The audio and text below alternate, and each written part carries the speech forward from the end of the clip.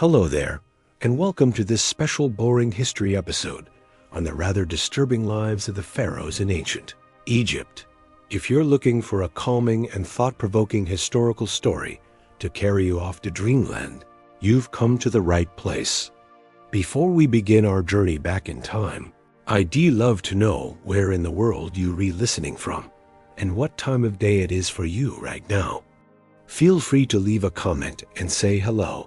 And if you enjoy this type of relaxing educational content, be sure to hit that subscribe button so you never miss an episode. All right, let's set the stage, shall we? Imagine a land of golden deserts, lush river valleys, and monumental temples and tombs that pierce the vivid blue sky. A civilization that endured for over 3,000 years, leaving an indelible mark on human history. At the center of it all were the pharaohs, the divine rulers who wielded immense power and prestige. But behind the glittering facade of riches and royalty, the lives of these god-kings were often steeped in darkness, obsession, and shocking practices that may be hard for us to fathom today. Over the next hour or so, we'll be diving deep into the fascinating and often unsettling world of ancient Egyptian pharaohs. We'll explore their opulent daily lives inside sprawling palace complexes, their tangled webs of royal relationships and rivalries, and their unshakable belief in their own divinity. We'll also confront the pharaohs' fixation on death and the afterlife, which drove them to construct ever more elaborate tombs and funerary temples, and even led some to engage in the chilling practice of human sacrifice. By the end of our journey, we'll have encountered influential figures like Hatshepsut, Akhenaten, Pingtut, and Ramses II, and trace the captivating mysteries modern archaeologists are still unraveling about their lives and times. It's a story of power, magic, obsession, and eternal legacies that have enthralled the world for centuries. So dim the lights, settle in, and let the intrigues of ancient Egypt softly whisk you away on the wings of history. But before we fully immerse ourselves in the distant past, let's first zoom out and take in ancient Egyptian civilization at its height, stretching from around 3100 BCE to 30 BCE. Ancient Egypt was one of the first and longest-lasting complex societies in human history. The kingdom was born when King Menes unified the disparate tribes of the lush Nile Valley into a single state, taking advantage of the river's fertile floodplains to fuel an agricultural revolution that would be the envy of the ancient world. Over the centuries, Egypt grew into a powerhouse of wealth, culture, and influence, its lands stretching from the Mediterranean Sea to deep into Nubia in the south. The pharaohs presided over a centralized state with a sophisticated bureaucracy, groundbreaking technological advancements like the ox-drawn plow and sailboats, and a rich culture that produced timeless works of art, architecture, and literature. The Egyptians developed one of the world's earliest writing systems in the form of hieroglyphics, as well as a 365-day calendar that tracked the annual flooding of the Nile with uncanny precision. But perhaps their most visible and enduring achievements were the colossal monuments they left behind: the Great Pyramids, sprawling temple complexes, and subterranean tombs hewn into cliffsides. These awe-inspiring feats of engineering served to project the godlike power and prestige of the pharaohs, while also hinting at the depths of their obsession with death and eternity. For the pharaohs, this earthly life was but a prelude to a glorious and well-provisioned immortality, and they would bend immense resources and human capital to securing their share of forever. At the center of this remarkable civilization were the pharaohs themselves, the divine kings who ruled as the living embodiment of the god Horus on earth. The pharaoh was the supreme authority in all matters of state, religion, and war, wielding a level of power and influence that would be almost unimaginable today. He, or in rare cases she, was responsible for maintaining order and balance in the cosmos, placating the gods with rituals and offerings, and ensuring the prosperity and protection of the Egyptian people. But this exalted status came with a dark side as well. As we'll soon discover, The pharaohs were bound by an intricate and often brutal web of rituals, superstitions, and obligations that governed every aspect of their lives and deaths, from the incestuous marriages they contracted to keep the royal bloodline pure, to the servants and pets they took with them into the grave, to the shocking acts of deification and human sacrifice some pharaohs engaged in. The lives of these divine rulers were often steeped in as much darkness as light. So as we set off to explore the private lives and enduring legacy of some of history's most iconic and influential rulers, brace yourself for a journey into the captivating, beguiling, and at times disturbing world of the pharaohs of ancient Egypt. Let us begin by imagining a day in the life of a pharaoh at the height of the New Kingdom.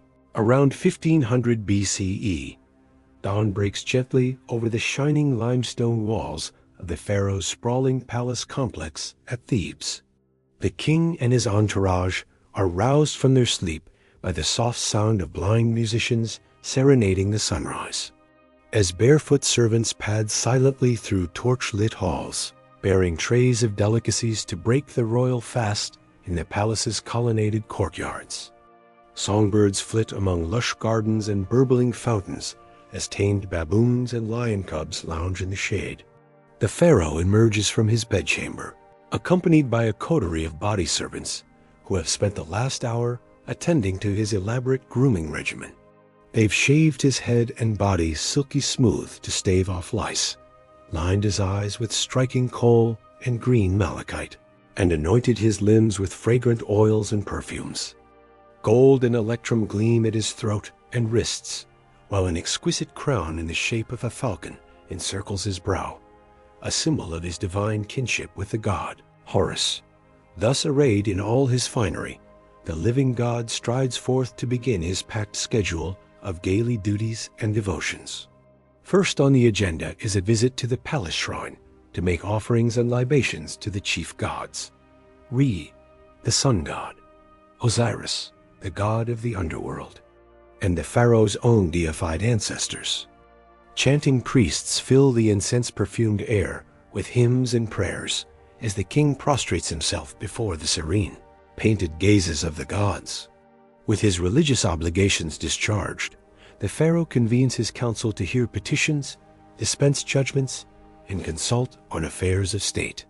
Seated on a golden throne, he listens as his vizier reads out the day's business: boundary disputes to settle, trade agreements to negotiate, construction projects to oversee.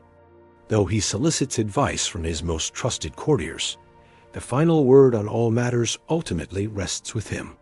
The day wears on in a blur of ceremonies and spectacles designed to awe the populace and reinforce the pharaoh as divine right to rule. The king processes through the city in a magnificent chariot, the cheers of his subjects rising like a wave as he showers them with gifts of gold and grain. He officiates over the ritual opening of a new temple, driving in the first peg with a golden mallet as priests chant incantations to seal the sacred space. But even in these moments of public triumph, an undercurrent of dark superstition and obsessive ritual runs beneath the surface. The pharaoh is careful to always enter a room right foot first to ward off evil spirits. He eats only with his left hand, reserving his right for communing with the gods, and he never, ever allows his shadow to fall across a priest or a statue of a deity, lest he incur divine wrath that could bring ruin upon the kingdom. As Re's fiery orb sinks slowly toward the western horizon, the pharaoh retires to his private quarters for a few snatched moments of relaxation before the evening banquet. Dancing girls sway sinuously to the strains of harps and lyres, while the king sips wine from a golden goblet and contemplates the finer points of theology with his advisors. But even in repose, the specter of death and eternity is never far from his mind. For the pharaoh knows that this mortal life, however opulent and godlike, is but a fleeting dream compared to the glorious forever that awaits him in the field of reeds. It's why he's already poured untold resources into his tomb in the Valley of the Kings, a hidden city of the dead where he will reign in splendor for all eternity. But first, he must navigate the tangled web of obligations and dangers that come with wearing the double crown. And nowhere are those perils more present than in his own royal household. From the day he ascends the throne, one of the pharaoh's most pressing duties is to secure the succession by producing a male heir. But in the incestuous hothouse of the royal family, where pharaohs routinely wed their siblings, and even their own children to keep the bloodline pure, the battle for power and influence is always seething just beneath the gilded surface. The king's great royal wife may be his half-sister, but that doesn't stop her from plotting with priests and courtiers to advance her own son's claim to the throne over that of his older half-brother.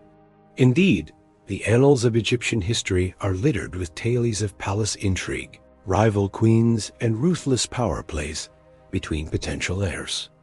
Take the remarkable story of Hatshepsut, the female pharaoh who ruled as king in her own right for over 20 years in the 15th century BCE. Though she was originally just a regent for her young stepson Thutmose III, Hatshepsut slowly consolidated power, adopting all the masculine trappings of kingship and even depicting herself with a beard in official artwork. Or consider the shocking tale of the heretic pharaoh Akhenaten, who appended centuries of religious tradition by proclaiming the sun disk Aten as the one true God and outlawing the worship of all others. In his religious zeal, Akhenaten even changed his name from Amenhotep IV to reflect his devotion to Aten, moved the capital to a remote desert city, and persecuted the powerful priests of Amun. His reign was plagued by palace conspiracies and ended in disaster, with his young son Tutankhamun left to pick up the pieces. But perhaps the most disturbing example of how the pharaoh's godlike power could be abused is the practice of human sacrifice that was once disturbingly common in ancient Egypt. Archaeologists have unearthed numerous so-called retainer sacrifices in the tombs of early kings like Jer and Jet, where dozens of servants were slaughtered to continue serving their master in the afterlife. Even more chillingly, some pharaohs like Ahmose were buried with their pets and worldly treasures, as well as piles of human hair wigs, likely shorn from sacrificial victims. Thankfully, this ghastly practice seems to have died out by the end of the Old Kingdom, as the Egyptians developed more symbolic ways for pharaohs to take their earthly entourage with them into the afterlife. But it remains a dark stain on the otherwise glittering legacy of the pharaohs, a reminder of the unfathomable gulf that separated these divine kings from the teeming masses they ruled over. As the centuries roll on, the pharaohs continued to shape the course of Egyptian history and leave their mark in stone and story. Some, like Ramses II, known as Ramses the Great, presided over the kingdom at the height of its power and splendor. Their triumphs and love lives immortalized on the walls of the temples they built to their own glory. Others, like the fabled Cleopatra VII, became entangled in the high-stakes intrigues of the wider Mediterranean world, their personal charisma and political savvy the stuff of enduring legend. But perhaps no pharaoh has captured the modern imagination quite like the boy King Tutankhamun, whose lavish tomb, discovered in 1922, set off a global wave of Tutmania and turned the once obscure ruler into a household name. The dazzling treasures found in Tut's tomb, from his iconic golden death mask to the nested coffins and thrones, provided an unprecedented glimpse into the opulence and artistry of a royal burial and cemented the pharaohs' reputation as the ultimate status symbols of the ancient world. Today, new archaeological discoveries and cutting-edge scientific techniques are allowing us to peer even deeper into the lives and deaths of these endlessly fascinating rulers. CT scans and DNA analysis have revealed the inbred genetic deformities that plagued Tut's family line, as well as the festering wounds and malaria that likely claimed his life at the tender age of 19. Inscriptions and papyri paint an increasingly vivid picture of the cutthroat world of palace politics, where foreign concubines and scheming viziers jostled for influence in the shadow of the throne. And yet, for all the dark secrets and unsettling practices we've uncovered about the pharaohs, their luminous legacy as some of the most iconic and enduring rulers in human history, remains undimmed.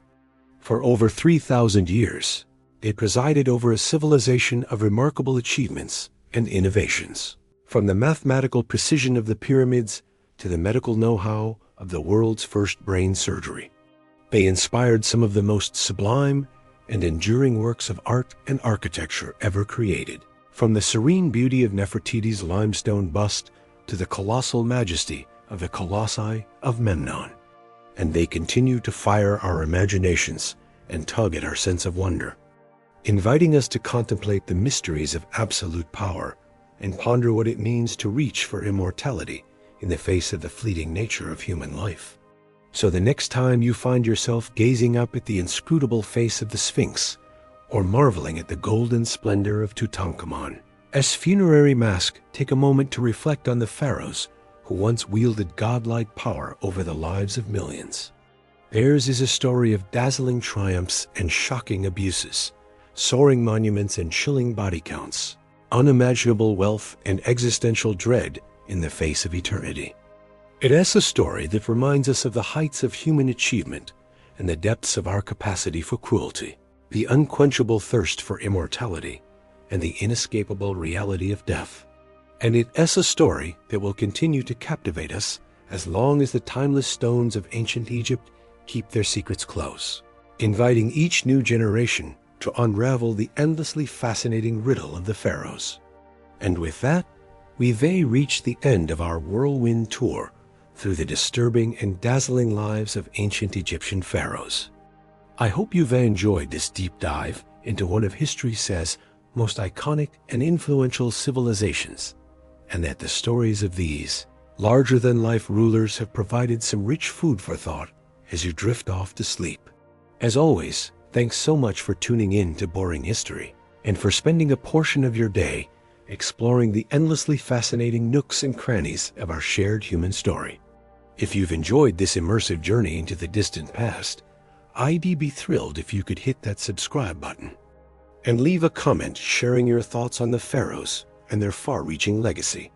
Until next time, sweet dreams, and may your reveries be filled with the golden light of the eternal sun disk, the lush reeds of the field of reeds, and the whispered secrets of the kings and queens who once ruled as living gods over the shimmering sands of ancient Egypt. Good night. As we've seen, the pharaohs of ancient Egypt lived lives of opulence and grandeur almost unimaginable today. But behind the glittering facade of gold and gods lay a darker reality, one of unchecked power, mystical obsessions, and the ever-present specter of death. Perhaps no pharaoh embodied these contradictions more than Ramses II, also known as Ramses the Great. Ascending to the throne around 1279 BC, Ramses would rule for an astonishing 66 years, one of the longest reigns in Egyptian history. He presided over an era of great prosperity and embarked on a massive building campaign, erecting temples, obelisks, and statues across the empire. The sheer scale and grandeur of these monuments were meant to awe his subjects and proclaim his divine power for all eternity. But Ramses II's thirst for glory and immortality knew no bounds. He fathered over 100 children with a vast harem of wives and concubines. He didn't hesitate to deface or outright destroy the temples and monuments of previous rulers, replacing their names and images with his own in a brazen act of propaganda. Even the colossal statues he erected of himself, some towering over 80 feet tall, were exercises in deified narcissism and self-aggrandizement. Yet perhaps most disturbing were the measures Ramses took to ensure his own afterlife. His sprawling tomb complex, the Ramesseum, included a massive funerary temple served by an entire city of priests, artisans, and slaves. Ramses spared no expense furnishing his eternal resting place, packing it with unimaginable treasures. Golden chariots, exquisite furniture, intricately carved alabaster vessels. Even his beloved pet lion was mummified to accompany him. But Ramses didn't stop there. Recent excavations suggest that many of the pharaoh's household staff, including his concubines, were ritually sacrificed upon his death, so they could continue serving him in the afterlife. The remains of these victims paint a grim picture, their bodies posed as if still waiting hand and foot on their master, now an eternally divine king. It is a chilling reminder of just how far ancient Egyptian rulers were willing to go in their quest for immortality and godlike power. Ramses II may have reigned over a golden age, but he also exploited untold thousands in service of his own vanity and delusions of divinity. Ramses the Great was a particularly egregious example, but he was far from the only pharaoh to abuse his absolute power in such ways. His predecessors Amenhotep III and Akhenaten undertook similarly ambitious and self-serving building projects. The boy king Tutankhamun was entombed with a staggering array of priceless treasures, while Cleopatra ruthlessly eliminated her own siblings to secure sole control of the throne. Time and again, the pharaohs proved that their deified status placed them above the moral laws governing ordinary Egyptians. They could upend religious traditions on a whim, take countless sexual partners, seize property and labor, even ritualize murder, all without consequence. The promise of a glorious afterlife made megalomaniacal excess not only acceptable, but almost inevitable. But in the end, the pharaohs discovered what all tyrants must, that no mortal, no matter how powerful, can escape death. For all their temples and tombs, magical spells and sacrificial servants, they succumbed to the same fate as the humblest peasant. Their mummified bodies and worldly possessions gathered dust in the darkness, while their empire declined and their gods were forgotten. The cautionary tale of the pharaohs still resonates in our modern world of would-be strongmen and self-styled demigods. Those who believe themselves above the common bonds of morality and mortality would do well to remember how the mightiest rulers of ancient Egypt met their ignominious ends. For the great leveler comes for kings and commoners alike, a humbling lesson 3,000 years in the making. As we close this chapter on the disturbing lives of ancient Egypt's god-kings, one can't help but marvel at all that's been lost to the devouring sands of time. We may have unearthed their treasures and unraveled some of their secrets, but so much remains unknown about this captivating civilization that built wonders and banished moral constraints. Perhaps as archaeologists chip away at the layers of history, we come to an even clearer understanding of the shadows behind the pharaohs. Dazzling reign, a deeper knowledge of what drove these divine rulers to such heights of power and depths of depraved self-obsession. Until then, they'll continue to haunt our imaginations, spectacular, sphinx-like, cloaked in gold and mystery. We can only guess at what other chilling revelations lie buried in the Valley of the Kings, waiting to see the light of day. Once more tales of tyrants and god-kings faded to dust and etched in eternity. A reminder that even the grandest of empires and most glorified of rulers caught and escaped time's inexorable march. So as we drift off to sleep, our heads filled with gilded sarcophagi and whispering spirits, let's ponder the enduring allure of these ancient royals who held the power of life and death, heaven and earth in their manicured hands. And be thankful, perhaps, that their like will never walk among us again, divine, decadent, and undone by their own towering egos. The next morning would see the pharaoh embark on his daily routine of religious duties and governing. He would first bathe in a sacred pool or be cleansed with holy water by priests, a ritual believed to purify both body and spirit. The pharaoh was then dressed in the finest linens, adorned with regal symbols like the double-crowned scepter and crook, each item holding deep meaning. The crook representing his role as shepherd of his people, the flail, his authority to punish enemies of Egypt. But even these mundane morning tasks were imbued with layers of spiritual significance. Every movement was like a carefully choreographed dance, governed by the strict rules of Mat, the cosmic order that held the universe together. To deviate even slightly from these divine protocols was to court chaos and risk the gods' wrath. It was a heavy, existential burden to bear, but one seen as absolutely essential for a living god. Once attired in his divine regalia, the pharaoh would emerge from the palace to begin his packed schedule. Often, first up was a visit to the temple to make offerings to the gods and perform vital rituals.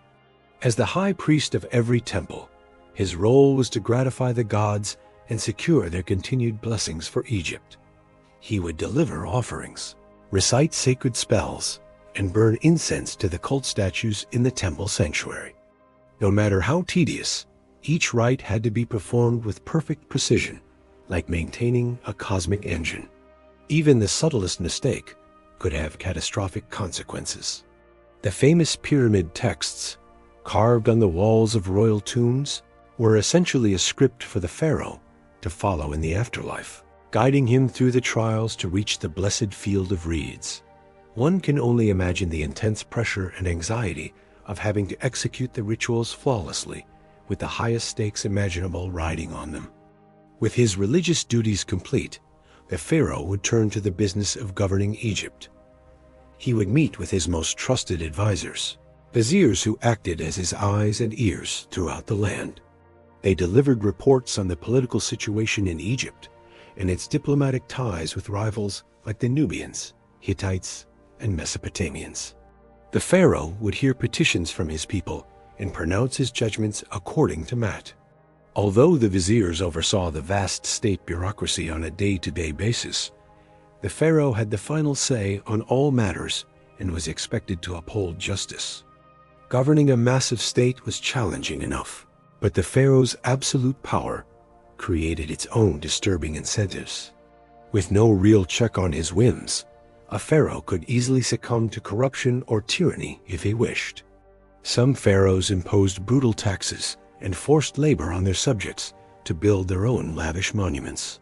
Others grew paranoid and resorted to ruthless purges of anyone they perceived as a threat. The pharaoh Teti IV had his own mother and brother murdered to eliminate potential rivals to the throne. With ultimate power over life and death, even the bonds of family could turn deadly. But the pharaoh's day wasn't all blood and toil. He was also entitled to enjoy the finest earthly pleasures and leisure pursuits. He might go on a hunting expedition in the desert, firing arrows from his war chariot at fleeing lions and gazelles. The hunt was seen as a metaphor for the pharaoh's triumph over the forces of chaos that constantly threatened Egypt. A successful hunt proved his vitality and warrior prowess.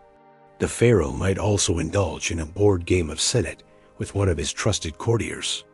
Senet was hugely popular among the Egyptian elite and even took on spiritual dimensions. Some believed the game mimicked the soul's journey through the Duat underworld, with the final squares representing the gates of the afterlife. Here again, the lines between earthly recreation and cosmic symbolism were always blurred. As Re's journey across the sky drew to a close and shadows lengthened, the pharaoh would finally retire to his chambers after a long day of service to the two lands. But even in rest, his divine duties never ceased. The pharaoh's sleep was believed to mystically merge his bad soul with the sun god, renewing his divine life force. It was a time of strange visions and communion with the gods, not mere repose. Enigmatic dream books have survived that were used to help interpret the pharaoh's dreams and discern divine messages in them. In one disturbing dream from Chester Beatty Papyrus, the pharaoh Ramses II dreamt he saw Ptah, the great creator god of Memphis, standing over him with a sword. Ptah angrily chastised him for not completing his temple and struck him on his side. When Ramses awoke, he was determined to appease the wrathful deity by expediting work on the temple. Even in his own dreams, it seemed, there was no refuge from the crushing pressure of his role. The pharaoh's waking hours may have passed according to strict ritual and protocol, but his sleeping mind was an untamed landscape where deities and demons roamed freely. The same potent magic he wielded by day held sway in this nocturnal realm, for good or ill. Spells were carved on headrests and bed frames to protect the vulnerable sleeper from malign forces. This liminal space between waking and dreaming was a potent time for communing with the unseen and for divining the gods' mural wills. The life of a pharaoh, from sunup to sundown, was a tightrope walk between the earthly and divine, the banal and sublime. Every action, no matter how routine, took on transcendent significance. In a world pulsing with magic and portent, there could be no real distinction between sacred and profane. That pervasive aura of mysticism and symbolism infused the pharaoh's day-to-day existence, but also justified the absolute power he wielded. By upholding Maat in the material realm, the pharaoh sustained the proper order that kept the cosmos from dissolving into oblivion. But that same power also enabled the darkest impulses and excesses of human nature. The challenge for any pharaoh was to embody the lofty virtues of a god on earth while still being fallible flesh and blood. Some managed that balancing act with justice and restraint, securing their people's prosperity and history's favor. Others succumbed to tyranny and caprice, leaving legacies forever tainted by cruelty. But whether revered or reviled, the pharaohs all shared an existence profoundly alien to our modern sensibilities, where the scope of one's actions held literally life and death stakes for an entire civilization. The pharaoh's day typically began at sunrise with a ceremonial cleansing by priests, followed by a grand procession out to the main temple for ritual offerings and worship. As a living god, this direct link to the divine was the pharaoh's most vital duty, necessary to maintain Maat. He would present statuettes of himself as offerings and liberate wine, milk, and other precious liquids before the gods. Incense would be burned, prayers recited, and sacred magic enacted through liturgies and hymns. After the morning rituals, the pharaoh would attend to the business of the state, receiving ministers' reports, settling legal cases, and issuing decrees on everything from irrigation projects to mining expeditions. He would also engage in more ceremonial duties as the day progressed, from officiating over agricultural festivals to commissioning monumental building works in his name. The pharaoh's workday was interspersed with breaks for meals, recreation, and rest. Meals were sumptuous affairs, with the pharaoh entitled to the choicest cuts of meat, the freshest produce from palace gardens, and delicacies like honey, figs, and dates. Servants would swat flies with long fans and offer water to wash. Recreation might include hunting, board games like Senet, or watching performances by musicians, dancers, and acrobats. Some pharaohs enjoyed swimming in palace pools or taking a languorous barge ride down the Nile.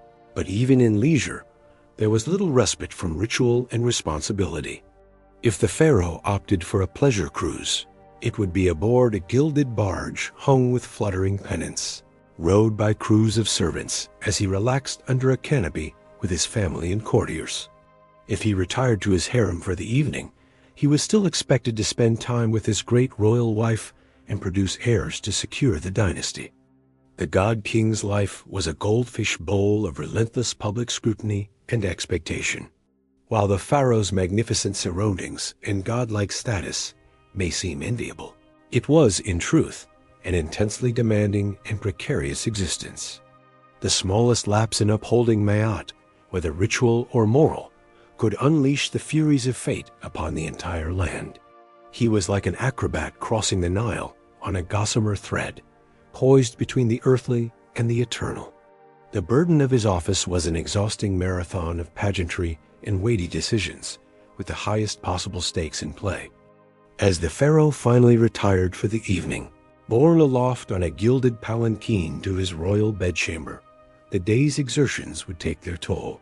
Falling into a dreamless sleep, he could at last slit the yoke of ritual and protocol, however briefly. In the morning, the great wheel would turn once more, and the demigod would re-emerge to greet the rising sun. But in those darkest hours before dawn, the pharaoh's chamber was a hushed sanctum of shadows and murmuring breaths, of stillness and quiet. Here, in the night's forgiving embrace, he was merely human once more. Royal relationships and rivalries. The ancient Egyptian royal court was a hothouse of political intrigue, power plays, and Machiavellian machinations. At its apex was the pharaoh himself, the nucleus around which courtiers, officials, priests, and supplicants all revolved like planets around the sun. But the pharaoh was far from alone in his gilded cage. From incestuous marriages to murderous feuds, the intimate relationships and seething rivalries of the royal household were an eternal wellspring of drama to rival any soap opera. The women who surrounded the pharaoh were some of the most influential and intriguing figures in the palace. Foremost among them was the great royal wife, the queen, who was meant to be the pharaoh's favorite consort and chief partner in ruling Egypt. Many queens wielded substantial power in their own right, with some like Nefertiti and Hatshepsut even eclipsing their husband's authority. Nefertiti, the legendary beauty and great royal wife of the oddball pharaoh Akhenaten, may have reigned as a full-fledged co-ruler beside him during the height of the Amarna period's religious upheaval.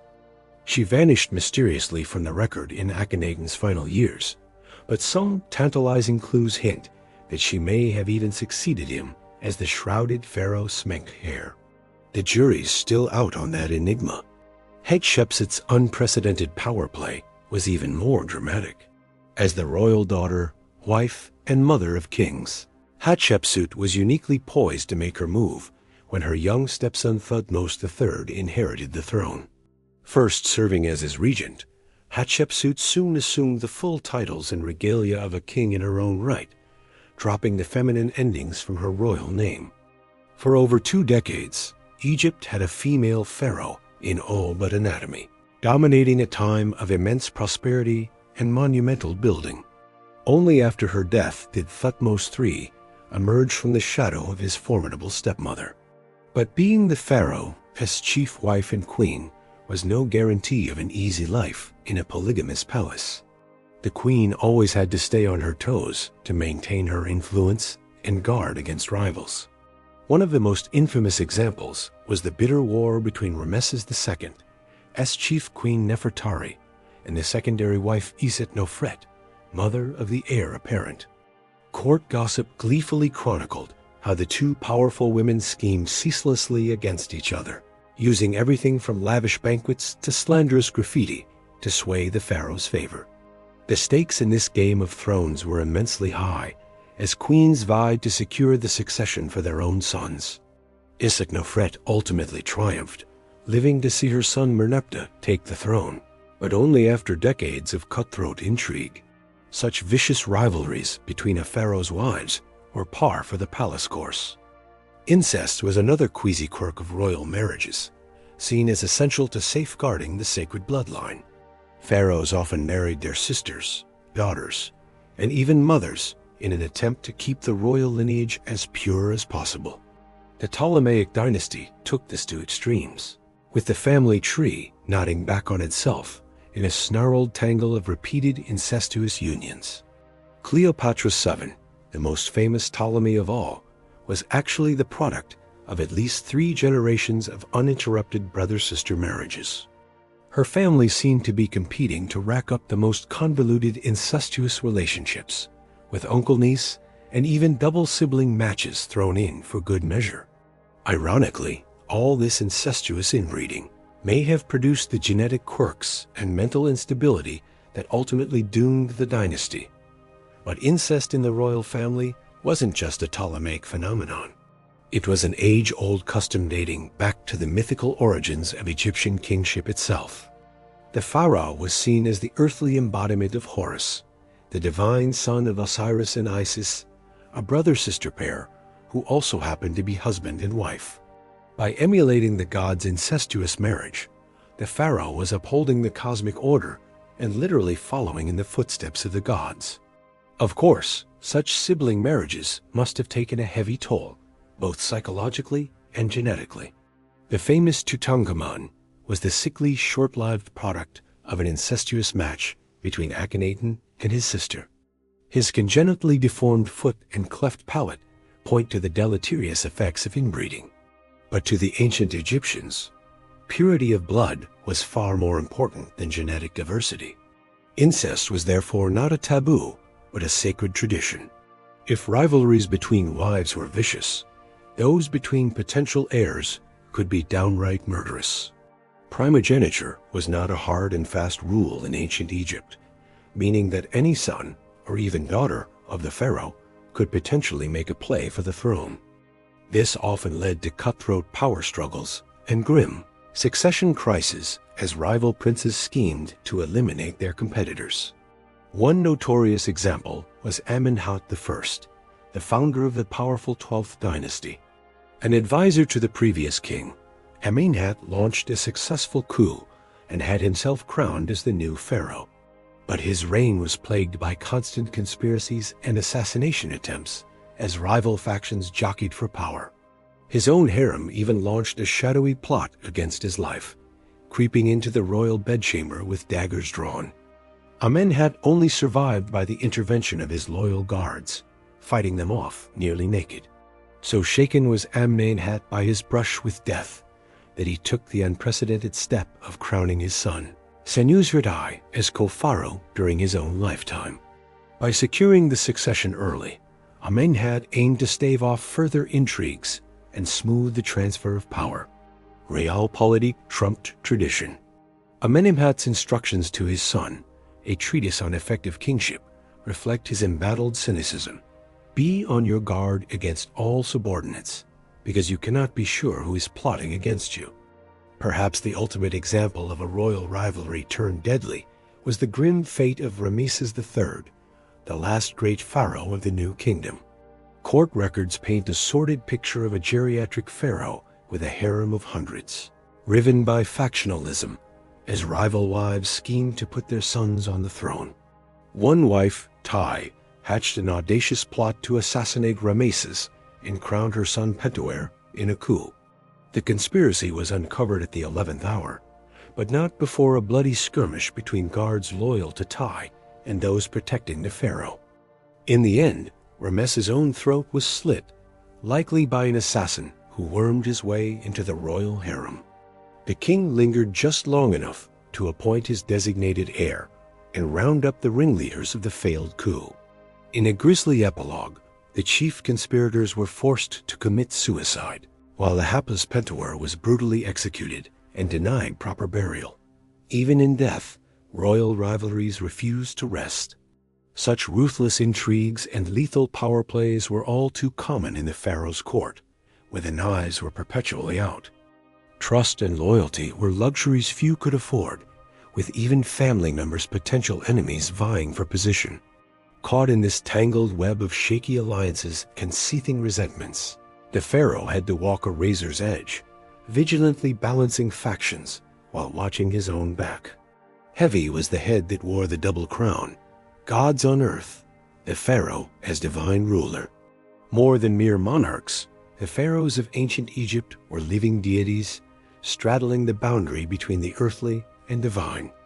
Each pharaoh was seen as the embodiment of Horus, the falcon-headed sky god and the son of the great sun god Ra. The practice of retainer sacrifice, also known as retainer burial, was one of the most chilling customs in ancient Egypt. The idea was that servants, both human and animal, who attended the pharaoh in life would continue to serve him in death and the afterlife. This was seen as an honor to accompany one's king for eternity, but to our modern sensibilities, it's a staggering loss of life in the name of royal luxury. Some of the earliest evidence of retainer sacrifice comes from subsidiary graves around the royal tombs of the First Dynasty pharaohs at Abydos. These subsidiary graves contain the remains of servants, as well as food, furniture, jewelry, and tools, all the things deemed necessary to serve the pharaoh in the afterlife. The tomb of King Jir is a striking example. Excavations revealed 318 subsidiary burials around his tomb, with servants' bodies arranged in neat rows, believed to have been sacrificed upon Jir's death. Even more unsettling are the animal sacrifices found in pharaonic tombs. Many kings were buried with their beloved pets to keep them company, hunting dogs, cats, monkeys, gazelles, and more. But some animal graves are on a whole different scale. The tomb of King Hor-Aha contained 10 donkeys that had carried his funeral gifts. King Narmer's tomb held 10 dogs. The First Dynasty pharaoh Wajet was even buried with no less than 12 baboons, creatures considered sacred to the god Thoth. But perhaps the most bizarre burial good of all was human hair lots, and lots of it. Archaeologists uncovered a staggering 30 million animal mummies and 80 tons of human hair in a series of vast catacombs beneath the Temple of Anubis at Saqqara. Much of this hair is believed to have been shorn from servants and offered to the jackal-headed god of embalming as a plea for the deceased pharaoh a safe journey to the afterlife. As staggering as these numbers are, it's important to note that human sacrifice was not constant throughout ancient Egyptian history. It seems to have been practiced only in the early dynastic period, phasing out as mummification and more symbolic burial goods took precedence. By the time of the New Kingdom, human sacrifices had disappeared, replaced by Shabti figurines meant to magically come alive and act as servants in the afterlife. Still, those early royal tombs, with their grim galleries of subsidiary burials, leave a lasting and haunting impression. They speak to the absolute power of the pharaohs and the value placed on their post-mortem comfort above all else. Even in death, the pharaohs commanded the living. Their sacred status meant their journey to the afterlife was all that mattered, no matter how many had to die to ensure it. This is perhaps best summed up by the inscription on the tomb of the 6th dynasty courtier, Wini the Elder. He proudly describes his role in building the royal tomb, saying, "His Majesty sent me to Abydos to bring the sarcophagus with its lid and the costly August pyramidion, for the pyramid called Narendra shines and is beautiful of the Queen. I did it all in the completeness and exactness which His Majesty loves." The pharaoh's eternal resting place was paramount, sparing no expense, effort, or life. But not all pharaohs clung to these dark sacrificial practices. The reign of Akhenaten, the controversial king who upended Egyptian religion by worshipping only the sun disk Etin, is notable for its lack of evidence of human sacrifice. Akhenaten moved the capital to a new city, Akhetaten, known today as Amarna. Here, he built a royal tomb with no subsidiary graves, perhaps signaling a shift in funerary customs to match his religious reforms. However, Akhenaten's changes were short-lived. After his death, his son Tutankhamun and successors returned to the old gods and traditional practices. Tut's own famous tomb, discovered in 1922, was stocked with all the traditional grave goods and mummified remains of his several stillborn daughters. Though not sacrificed in the old way, these children still accompanied him to the afterlife as eternal reminders of his divine blood. And so, even as human sacrifice waned, the pharaonic obsession with the afterlife never did. The mummification process grew ever more elaborate, with pharaohs like Seti I and Ramesses II going to their eternal rest in multi-room, hidden tombs filled with every earthly treasure. They were still meant to live forever, as gods among the gods, even if their retinue of ghostly servants was now rendered in wood, clay, and stone rather than flesh and blood. This enduring belief in the pharaoh's divinity, in earthly eternity attained, is perhaps their most lasting legacy. Long after their tombs were looted and bodies scattered, the pharaohs are still with us, resurrected in our history books and museum galleries. We still speak their names Khufu, Nefertiti, Hatshepsut, Tutankhamun, and marvel at their monuments. They built for eternity, and in many ways they achieved it, though not as they might have imagined. For the pharaohs, eternal life was a given, a birthright of their divine status. For their subjects, the afterlife had to be earned through service, both in this life and the next. This fundamental divide, the chasm between the god-kings and the rest of humanity, is what makes their world at once so dazzling and so alien to our eyes. It was a world where one person, by accident of birth, could command the living and the dead, move mountains and rivers, and shape the very landscape of eternity. That was the power and the burden of the pharaohs, the sons of ancient Egypt, who lived, ruled, and died as gods on earth. And yet, for all their power and splendor, the pharaohs were still mortal men and women.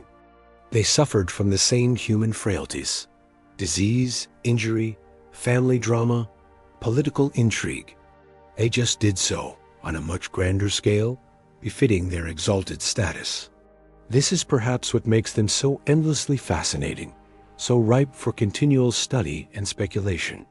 They were larger than life, but still life-sized, untouchable gods, but still flesh and blood. In the end, maybe this is what draws us back again and again to the lives of the pharaohs. They built the pyramids and great sphinx, grand temples and hidden tombs, but they also loved their children, mourned their dead, and hoped for eternity.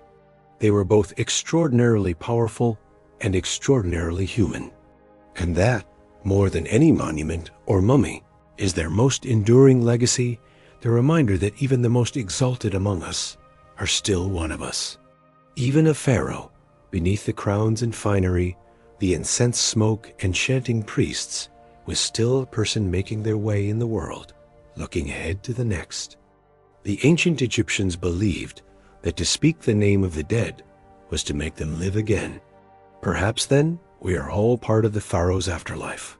Every time we tell their stories, ponder their lives, and marvel at their works they build, their tombs and pyramids to last till the end of time, and in doing so, they build themselves into the very bedrock of our history. The pharaohs may be gone, but they are not forgotten. They live on in our collective memory, as real and vivid as the paint on their tomb walls.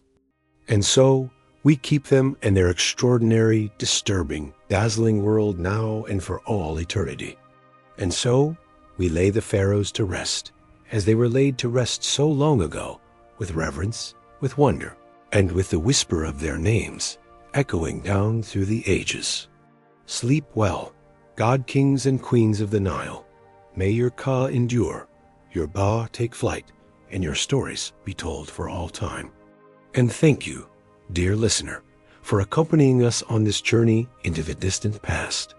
May the peace of the pharaohs be with you, and may your dreams be as sweet as the lotus blossoms on the Nile.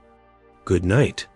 The immense power and influence wielded by the ancient Egyptian pharaohs is truly mind-boggling to contemplate, even thousands of years later. As both divine figures and absolute monarchs, these god-kings lived lives of luxury and excess that would be unimaginable to the average person. But hand in hand with their privileged status came a darker side, one full of deadly intrigues, power-hungry machinations, and disturbing practices that revealed the heavy burden and often twisted realities of sitting on the throne of Egypt. It was a gilded cage in many ways. Take, for example, the pharaoh's daily routine. While it may have been filled with the finest foods, servants attending to every whim, and leisurely pursuits like hunting, boating, and board games, it was also rigidly prescribed by religious duties and superstitious rituals. Every aspect was governed by a desire to maintain Mayat, the proper order of the universe. So a pharaoh couldn't simply wake up and do as he pleased. There were temple rites to perform, offerings to make, and a pantheon of gods to appease. The Egyptians believed that the pharaoh had to carry out these rituals in order for the cycles of nature, like the life-giving Nile floods, to continue. That's a heavy responsibility to bear. Even the pharaoh's personal grooming was laden with meaning. Washing in sacred water from the Nile, shaving their heads, and donning copious amounts of perfume, makeup, and jewelry wasn't just about vanity. It was a way of setting themselves apart, of embodying the divine on earth. And it didn't stop at appearances. Practically every minute of a pharaoh's day was scheduled, and accounted for from petitions and offerings in the morning to touring building projects and consulting with advisors in the afternoon. Even their moments of rest and leisure in the evening were shaped by tradition and the need to be seen as more than human. The pressure to live up to this superhuman ideal must have been immense, and it bred more than a few pharaohs who drunk on power and self-aggrandizement took things to dark and disturbing extremes in their quest to be the supreme ruler on both earth and in the afterlife. You can see this most clearly, perhaps, in the kind of megalomaniac building projects that pharaohs undertook. Not content with your average tomb or memorial temple, some commanded their subjects to toil for decades on massive, glorious monuments to themselves. The Great Pyramid of Giza, one of the 7 wonders of the ancient world, is a perfect example. This was commissioned by the pharaoh Khufu around 2550 BC, standing over 480 feet tall and comprising over 2 million limestone blocks. It was the tallest man-made structure in the world for almost 4,000 years. The logistics and labor that went into building Khufu's pyramid are staggering to contemplate. Stones weighing an average of over 2 tons had to be quarried, transported, and assembled with absolute precision, using only primitive copper chisels, bronze saws, wooden rollers and sleds, ramps, levers, and pulleys. Experts estimate it took over 20,000 workers and as long as 27 years to complete.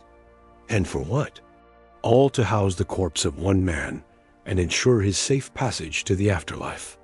It's an astounding, and some would say appalling, display of power and self-aggrandizement. Not to mention that life was incredibly harsh for the armies of workers who built pyramids like Khufu's. They may not have been slaves, as popular lore often suggests, but the backbreaking work took a serious toll. Scans of skeletal remains from the workers' cemetery show high rates of arthritis, injuries, and stress. Pyramid building eventually fell out of favor, perhaps becoming too costly and time-consuming even for the pharaohs. But the rich and powerful still found other ways to flaunt their wealth in the face of death. Take King Tutankhamun, the famed boy king who ruled in the 14th century BC. While he died young and had a relatively short reign, his golden death mask and opulent grave goods have become enduring symbols of ancient Egypt's wealth and splendor. When Howard Carter unsealed King Tut's small tomb in 1922, he found rooms stuffed to the brim with a dazzling array of over 5,000 priceless objects: golden shrines, jewel-encrusted chests, intricately carved furniture chariots, clothes, perfumes, and even food and wine to sustain Tut in the afterlife. The sensational discovery ignited a wave of Tut mania around the world and introduced millions to the glories of ancient Egypt. But it also highlights the phenomenal excess enjoyed by the pharaohs, even the minor ones like Tutankhamun. Some rulers took it even further, burying loyal subjects with them to serve them in death as they had in life. This is a practice known as retainer sacrifice, and evidence for it has been found in some of the earliest royal tombs, going back to the First Dynasty around 3000 BC. In tombs at the royal burial ground of Abydos, archaeologists discovered the remains of court officials, servants, and even dogs arrayed around the pharaoh's sarcophagus in subsidiary graves. It seems these unlucky attendants were sacrificed to continue their duties in the afterlife, a disturbing reflection of how much the pharaoh's power extended beyond the grave.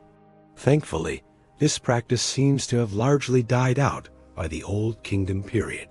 But the fact that it was ever condoned at all is a chilling reminder of the absolute, godlike power ancient Egyptians invested in their kings. Even as mummification techniques became more and more refined, and the fabled Valley of the Kings filled with hidden tombs the gulf between the pharaoh's eternal comfort and the lot of the average Egyptian couldn't have been starker. While the royals enjoyed gold, jewels, and linen wrappings in the afterlife, most people had to make do with a simple pit grave and a few humble trinkets, if that. The inequality was so stark, it's little wonder that tomb robbing became a constant scourge for Egyptian elites. Still, the promise of eternal life, however luxurious, was one that even the pharaohs couldn't always count on, as the fates of some of the most famous rulers attest. Take Ramesses II, widely regarded as the greatest and most powerful pharaoh of the New Kingdom. His reign, which lasted an astonishing 66 years, from 1279 to 1213 BC, marked the peak of ancient Egypt's imperial power and prosperity. Ramesses II, or Ramesses the Great, as he's often known, was a military leader who expanded Egypt's reach in Nubia, Libya, and the Levant. He was also a prolific builder who erected many grand temples, statues, and monuments. But for all his glory in life, Ramesses II didn't exactly get the restful and dignified eternity he probably expected. His mummy has been moved and disturbed countless times over the millennia, as tomb robbers, priests, and archaeologists have all had a hand in its fate. When Ramesses' mummy was finally unwrapped in 1886 by Gaston Maspero, the head of the Egyptian Antiquities Service, it was found to be in poor condition. The king's body was broken into pieces, many bones were missing, and a gaping hole in the skull suggested the work of ancient looters. Still, with his long aquiline nose, strong jaw, and shock of white hair, Ramesses was an imposing figure, even in death. His mummy is now on display at the National Museum of Egyptian Civilization in Cairo, far cry from his original resting place in the Valley of the Kings, but no less a potent symbol of his enduring power and mystique. In the end, perhaps it's this very mystique, this mix of the marvelous and the macabre, the inspiring and the unsettling, that keeps us so fascinated by the pharaohs of ancient Egypt. They were larger than life, figures who wielded immense power and wealth, but they were also mortal men, subject to the same fears, foibles, and fates as the rest of us. Peering into their lives, their triumphs and excesses, their vanities and vulnerabilities, is like holding up a mirror to the human condition. We see the heights to which we can ascend and the depths to which we can sink. We marvel at the ingenuity and artistry of an ancient civilization, even as we recoil at some of its more disturbing practices. Most of all, we come face to face with the stark realities of power, its seductions and its pitfalls, its uses and its abuses. The pharaohs may have ruled as gods on earth, but they were also prisoners of a system that demanded constant displays of strength, piety, and conspicuous consumption. In that sense, perhaps we can even feel a twinge of sympathy for these divine rulers, trapped in their gilded cages, burdened with the weight of an entire civilization's hopes, dreams, and fears. It's a far cry from the glamorous and carefree existence we might imagine for a god-king. But then again, that's the enduring allure of ancient Egypt. It defies our expectations and challenges our assumptions at every turn. It is a civilization that was at once familiar and alien, majestic and monstrous, enlightened and benighted. And the pharaohs, for all their flaws and foibles, were the avatars of this endlessly fascinating world. They may have lived and died thousands of years ago, but their stories, their secrets, and their splendors continue to haunt us to this day. We will likely never fully unravel all the mysteries of the pharaohs and their world, but that doesn't stop us from trying, from poring over every scrap of papyrus, studying every mummy and monument, sifting through every grain of desert sand for clues to their lives and times. In a way, that's the greatest legacy of the pharaohs, not the pyramids or the golden treasures, but the enduring sense of wonder and curiosity they inspire in us, the tantalizing glimpse they offer into a world at once vanished and vivid lost and everlasting. So perhaps the real question is not what we can learn from the pharaohs, but what we can learn about ourselves and our endless fascination with them. What does our obsession with these ancient rulers say about our own hopes, dreams, and fears? What does it reveal about our relationship to power, to death, to the eternal mysteries of the human heart? These are questions that may never have definitive answers, but they are worth pondering. Nonetheless, just as the pharaohs themselves continue to beguile and bewilder, use inviting us to explore ever deeper the labyrinthine recesses of their world and our own. And so, the story of the pharaohs endures, as it has for millennia, a tale of power and pathos, of glory and despair, of the eternal dance between light and shadow that defines the human condition. It is a story that will continue to be told and retold as long as there are those who seek to peer behind the veil of history and glimpse the faces of those who once ruled as gods among men. The pharaoh would begin his morning ablutions in an ornate limestone washroom, where a small army of servants waited to assist their living god. First, they would delicately wrap him in fine linen towels and escort him to a gleaming copper bathing tub filled with water, lotus flowers floating on the surface. As he stepped in, the servants would carefully wash the pharaoh's body with natron, a mineral salt that cleansed and softened the skin. They paid special attention to his hands and feet, gently scrubbing away any dirt or impurities. After bathing, the pharaoh would be dried off, and a servant would appear, bearing a tray of fragrant oils. With practiced motions, he would anoint the king from head to toe, massaging the oils into his skin until it glowed. These sacred ointments, incense of myrrh, frankincense, and cinnamon, were believed to have magical, protective properties, shielding the pharaoh from evil spirits and misfortune. A dab of black coal was carefully applied around his eyes, not just for beauty, but to deflect the harsh glare of the sun god Ra and ward off eye infections. Next came the pharaoh's iconic regalia, the crowns, scepters, and jewels that denoted his supreme status. Every item was imbued with layers of religious and political symbolism. The distinctive double crown, for example, represented the unification of Upper and Lower Egypt under the pharaoh's divine rule.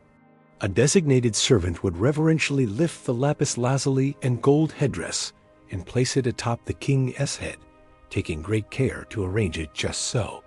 Then would come the crook and flail, implements of kingship often depicted crossed over the pharaoh's chest in art and sculpture.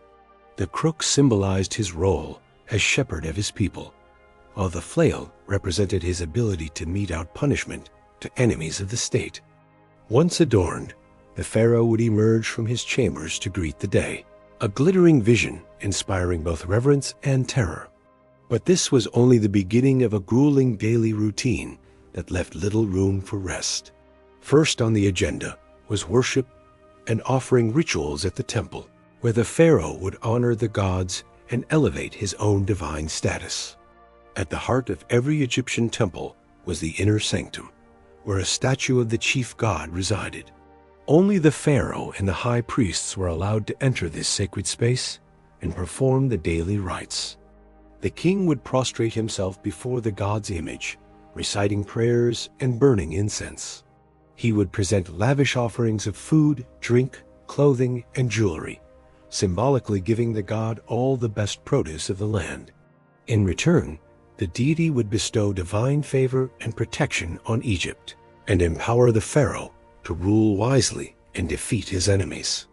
This sacred transaction between the king and the gods was the bedrock of Egyptian cosmic order, but it was also a daily reinforcement of the pharaoh's precarious position. His people believed his piety and right conduct literally sustained the cycles of the sun, the Nile floods, and the agricultural bounty of the kingdom. It was a heavy responsibility to shoulder day in and day out. With his religious duties complete, the pharaoh would begin the real work of governing, a task he largely delegated to his most trusted advisors.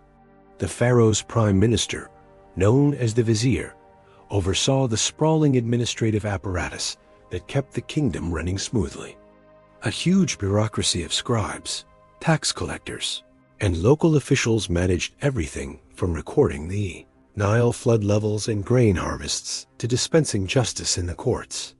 But the pharaoh was expected to take an active role in decision-making on key issues like diplomacy, trade, and monumental building projects.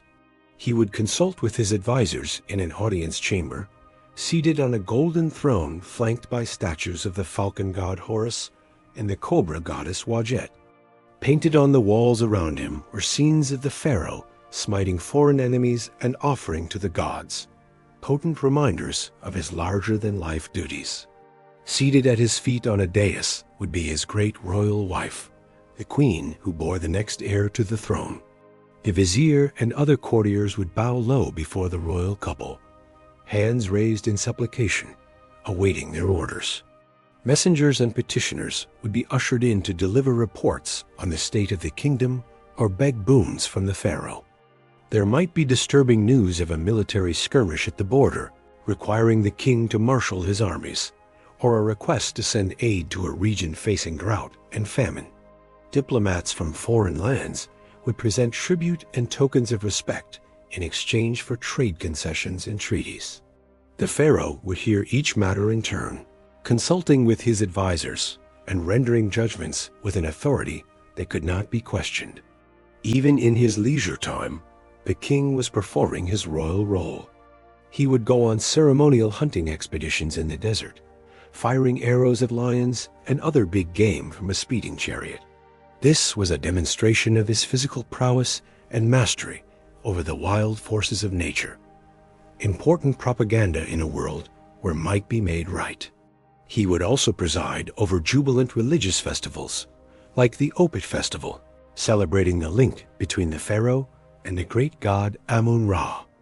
In a spectacular river procession, the pharaoh would accompany statues of the Theban triad of gods on a barge sailing down the Nile, as huge crowds thronged the banks to cheer them on. At the end of a long day, the pharaoh would retire to his private quarters, where he might indulge in more earthly pleasures. Many kings kept harems of secondary wives and concubines in addition to their great royal wife. These women lived in a separate palace area, visited by the pharaoh whenever he desired.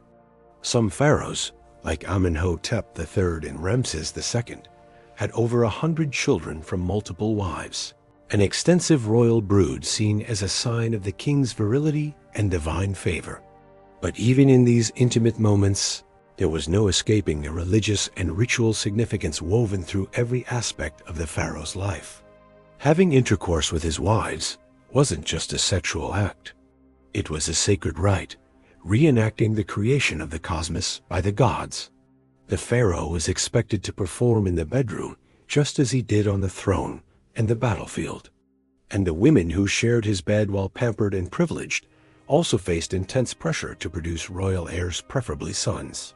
The stakes were high in a world where the succession of divine kingship was paramount.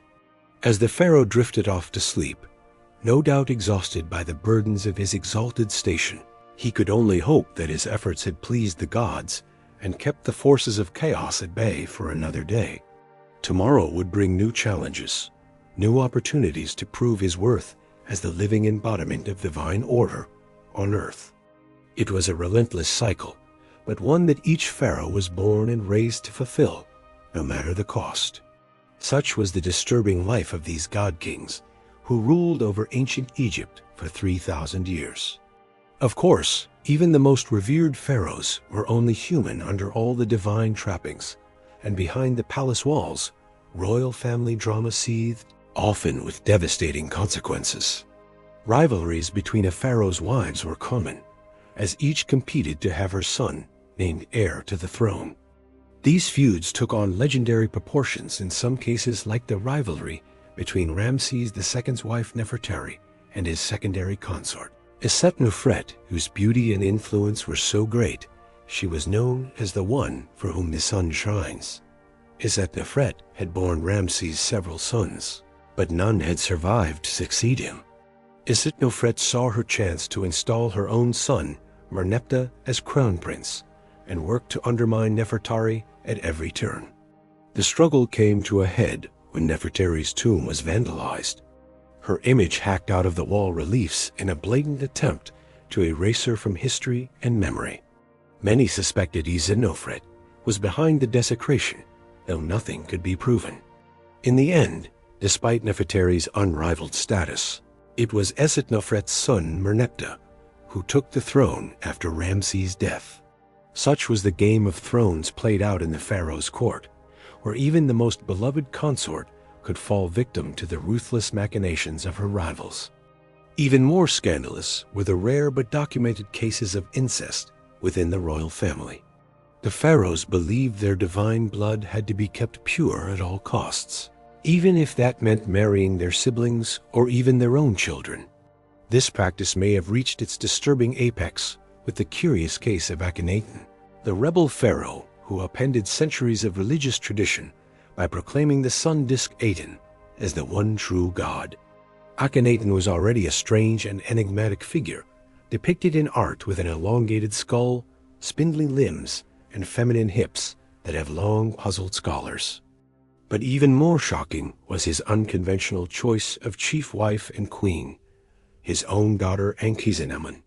Archaeological evidence suggests Ankhesenamun was born to Akhenaten and his first wife Nefertiti when they were both very young, perhaps as young as 12 years old. She would have grown up in her father's sprawling new capital city of Amarna, a surreal landscape dominated by the towering temples of the Aten sun disk. As she blossomed into a young woman, Ankhesenamun caught the eye of her father, who by then had proclaimed himself the living incarnation of the Aten and banned the worship of all other gods. In a move that must have scandalized the court, Akhenaten took his teenage daughter as his great royal wife, the pharaoh's consort, who would rule by his side and bear his children.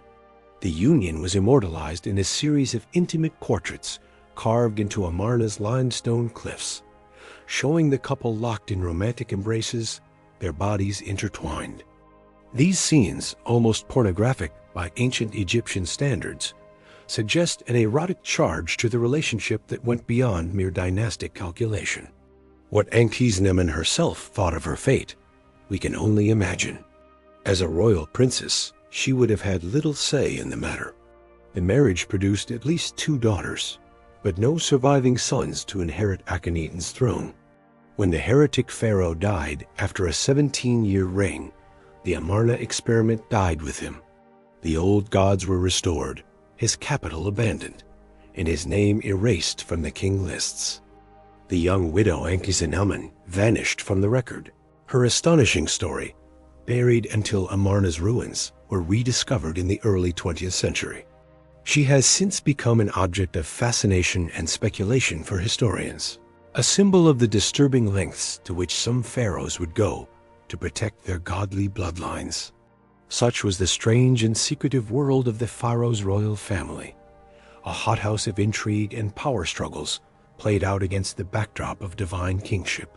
The pharaoh may have been worshipped as a god on earth, but he was also a man with all too human appetites and frailties, and those closest to him, the women and children of his household, often paid the highest price for their proximity to power.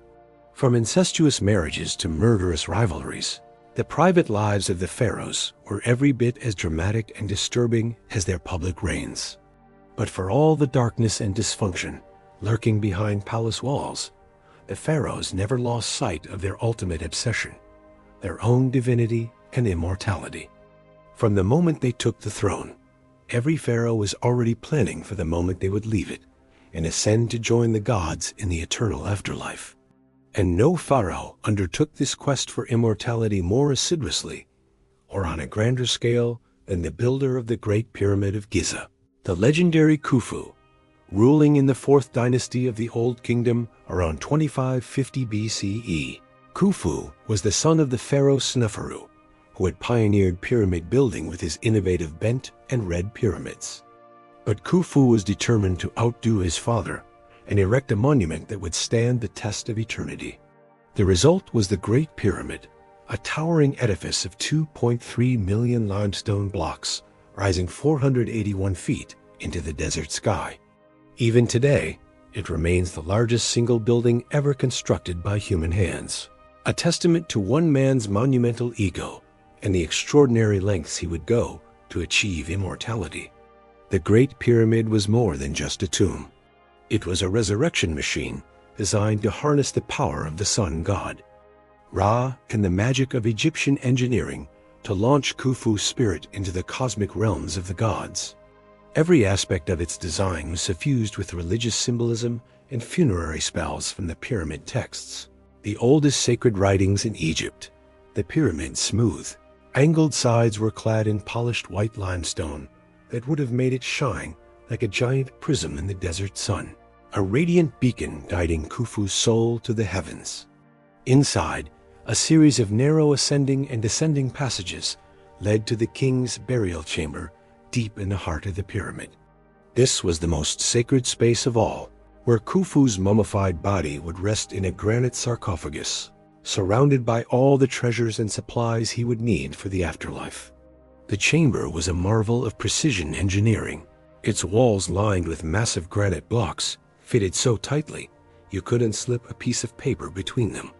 This was meant to seal the king's body and possessions away from thieves and intruders for all eternity, a secure staging ground for his journey to immortality.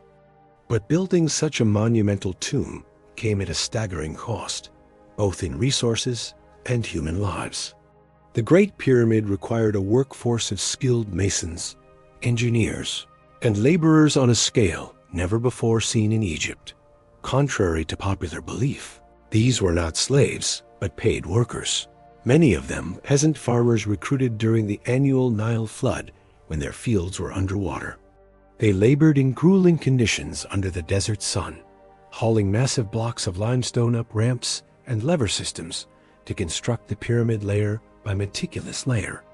Overseeing this vast operation was the pharaoh's cousin Hemunu, the royal architect who had designed the pyramid and now managed its construction like a military campaign. He commanded an army of overseers and foremen who pushed the workers to their limits, driven by the knowledge that the pharaoh's immortality depended on their speed and precision. Accidents and deaths were an accepted part of the job, with some workers even buried in the shadow of the pyramid they had died building. The human cost of Khufu's ambition was immense, but to the pharaoh, it was a price worth paying for eternal life. He saw himself as a divine being, a god incarnate whose spirit would live forever among the stars of the northern sky. The pyramid was his stairway to heaven, a monumental feat of will and engineering that would ensure his name and legacy endured for all time. And in a sense, he was right. 4,500 years later, we are still marveling at the Great Pyramid and the disturbing lengths to which one pharaoh went to achieve immortality. But even Khufu's audacious monument pales in comparison to the extraordinary measures some of his successors took to equip themselves for the afterlife. As the prosperity and power of the Old Kingdom waned, later pharaohs became increasingly obsessed with their own mortality and the fate of their eternal souls. They poured their dwindling resources into ever more elaborate tombs and mortuary temples, desperately trying to guarantee their place among the gods.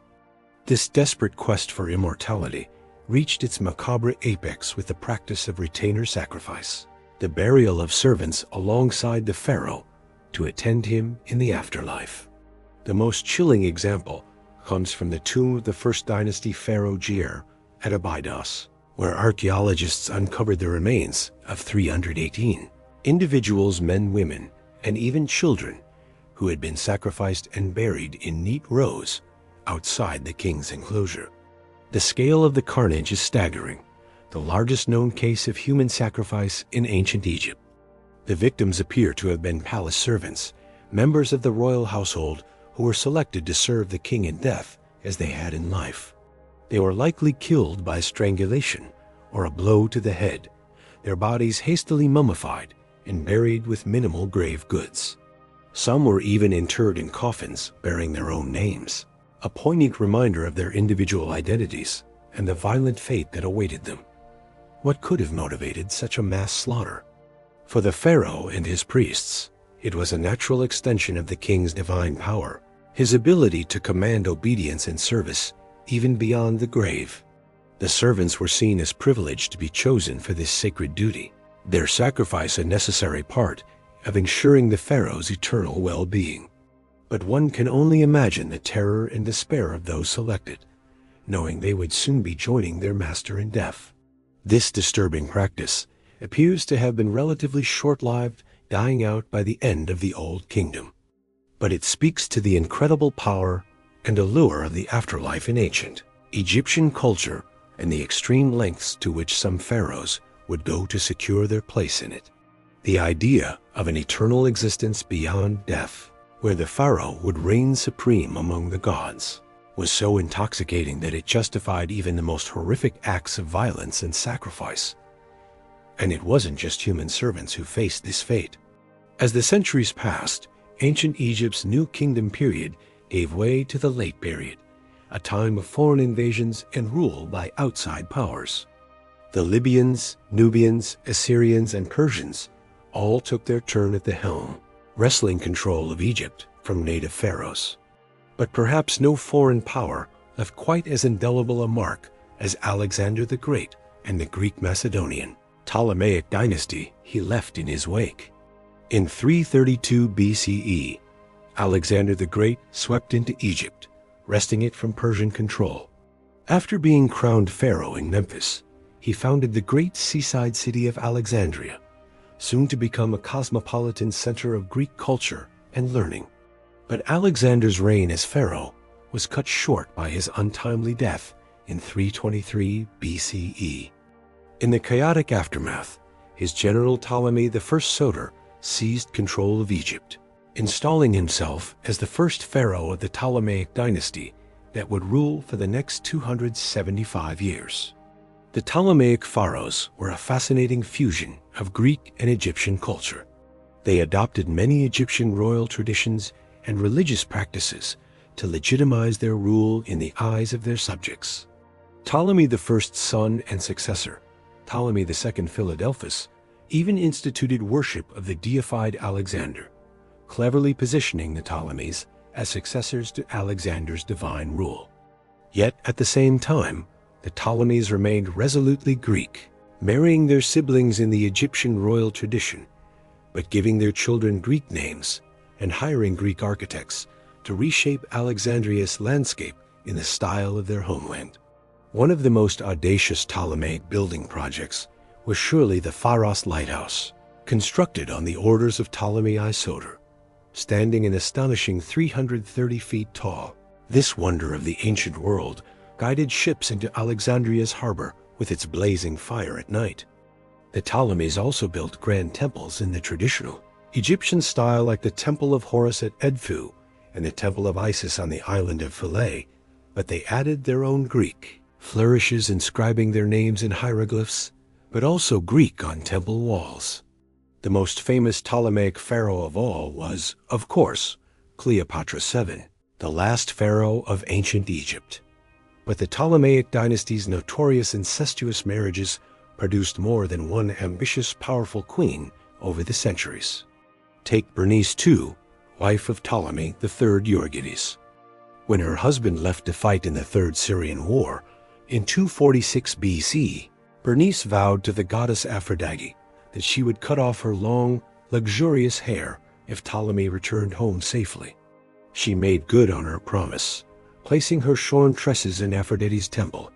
The hair later mysteriously vanished, but court astronomer Conon of Samos, perhaps trying to get back in the queen's good graces, claimed that Aphrodite had been so touched by the offering that she placed Bernice's hair in the sky as the constellation Coma Berenices, or Bernice hair. The Ptolemaic pharaohs were also no strangers to court intrigues and power struggles. One of the most dramatic examples came after the death of Ptolemy IV in 204 BC. His young son, Ptolemy V, not even 6 years old, was next in line for the throne. But the boy king's regents, Agathocles and Sacebius, were not about to give up their influence and power. They did the unthinkable, having the young pharaoh's mother, Arsinoe, murdered to secure their own positions. The common people, who had loved Queen Arsinoe, were outraged when they got wind of the sordid plot. They besieged the royal palace, dragging Agathocles and his family out and lynching them in the street. The grisly scene was a stark reminder that, while the Ptolemaic pharaohs styled themselves as god kings, they were all too human and vulnerable to the wrath of their subjects. The Ptolemaic era was a time when much of the ancient Egyptian culture and religion we know today was compiled and recorded for posterity. The Ptolemies were great patrons of the arts, sciences, and literature. It was at the great library of Alexandria that Manetho, an Egyptian priest and historian, wrote his Egyptaica. This 3-volume work, now largely lost, compiled the first comprehensive list of Egyptian pharaohs and divided their reigns into 30 dynasties, the framework we still use to parse ancient Egyptian chronology today.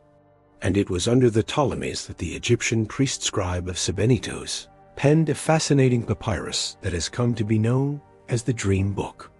This enigmatic text lists nearly 200 different dreams and their supposed meanings. Some are rather mundane, like dreaming of eating figs, indicating the dreamer will come into money. But others are more sinister omens, like dreaming of being burned alive, signaling great danger ahead. The Ptolemaic dynasty ended with the tragic demise of its most famous queen, Cleopatra VII, in 30 BCE, after picking the losing side in the Roman Civil War between Mark Antony and Octavian. Cleopatra took her own life allegedly by the bite of a poisonous asp rather than bee, paraded through the streets of Rome as a war trophy. With Cleopatra's death, the long line of divine pharaohs finally came to a close, and Egypt became a province of the Roman Empire. But the 3,000-year legacy the pharaohs left behind still endures. Every magnificent monument, every golden tomb treasure, every tall tale recorded on temple walls or papyrus scrolls has kept their larger-than-life stories alive. The pharaohs built ancient Egypt into a flourishing civilization that has captured imaginations for millennia and will likely continue to do so for as long as the pyramids still stand. The mystique of the pharaohs lies in how, even at the distance of thousands of years, they still seem to straddle the line between gods and mortals, the natural and supernatural. The truth is, the pharaohs were both extraordinary and all too human. They performed mind-boggling feats of engineering, artistic, and cultural achievement that have rarely been matched. But they could also be petty, superstitious, ruthless, and tyrannical. They were a bundle of fascinating contradictions, chasing immortality while grappling with all the flaws and frailties of being human. So perhaps that's why, for all their power and pomp, the pharaohs still speak to us today. Their outsized lives are like monuments to the human condition itself, the soaring triumphs and the devastating lows that have defined the mortal experience since the dawn of civilization. The life of a pharaoh was one of immense power and privilege, but also one governed by strict religious duties and rituals. From the moment he awoke in his opulent palace, a pharaoh's day was meticulously planned and scheduled, with little room for spontaneity or personal indulgence. The pharaoh's morning routine was an elaborate affair, with teams of servants attending to his every need. He would be washed, perfumed, and dressed in fine linens before donning the various crowns and symbols of his divine office. The distinctive double crown, or pshent, combined the white crown of Upper Egypt and the red crown of Lower Egypt, symbolizing the pharaoh's dominion over the unified land. But even in these mundane morning rituals, there was an undercurrent of magic and superstition. The pharaoh's clothing was imbued with powerful symbolism and believed to confer divine protection. Every cosmetic and item of jewelry had deep spiritual significance. Even the pharaoh's daily ablutions were a sacred rite, with priests reciting spells and incantations as sacred water from the Nile was poured over his head. With his regalia in place, the pharaoh would then consume a light breakfast before beginning his packed schedule of daily duties. As the earthly embodiment of the god Horus, one of the pharaoh's most vital roles, 47, was as the supreme religious leader of Egypt. He was responsible for maintaining Ma'at, a cosmic order and balance, through his divine intercession with the gods. This meant that a significant portion of the pharaoh's day was taken up with religious ceremonies and temple rituals. He would make offerings to the gods, perform libations, and recite the necessary incantations to ensure the continued favor of the divine realm. These rituals were not just symbolic, but were believed to have a real and tangible impact on the prosperity and stability of Egypt. But the pharaoh was not just a religious figurehead. He was also the supreme political ruler of one of the most powerful empires of the ancient world. After his religious duties were complete, he would hold court and meet with his advisors to discuss matters of state. The pharaoh had the final say on all issues of law, taxation, trade, and foreign policy. He would also hear petitions from his subjects and dispense justice as he saw fit. The concept of Maat extended to social order as well as cosmic balance, and the pharaoh was the ultimate arbiter of this earthly harmony. His word was quite literally law, and his judgments were considered infallible and incontestable. However, even with all of these weighty responsibilities, the pharaoh still had time for leisure and pursuits befitting his exalted status. He might go hunting in the lush marshes along the Nile, or enjoy a sumptuous banquet with his courtiers and foreign dignitaries. Some pharaohs, like Amenhotep II, were known for their athletic prowess and would showcase their skills in archery or chariot racing.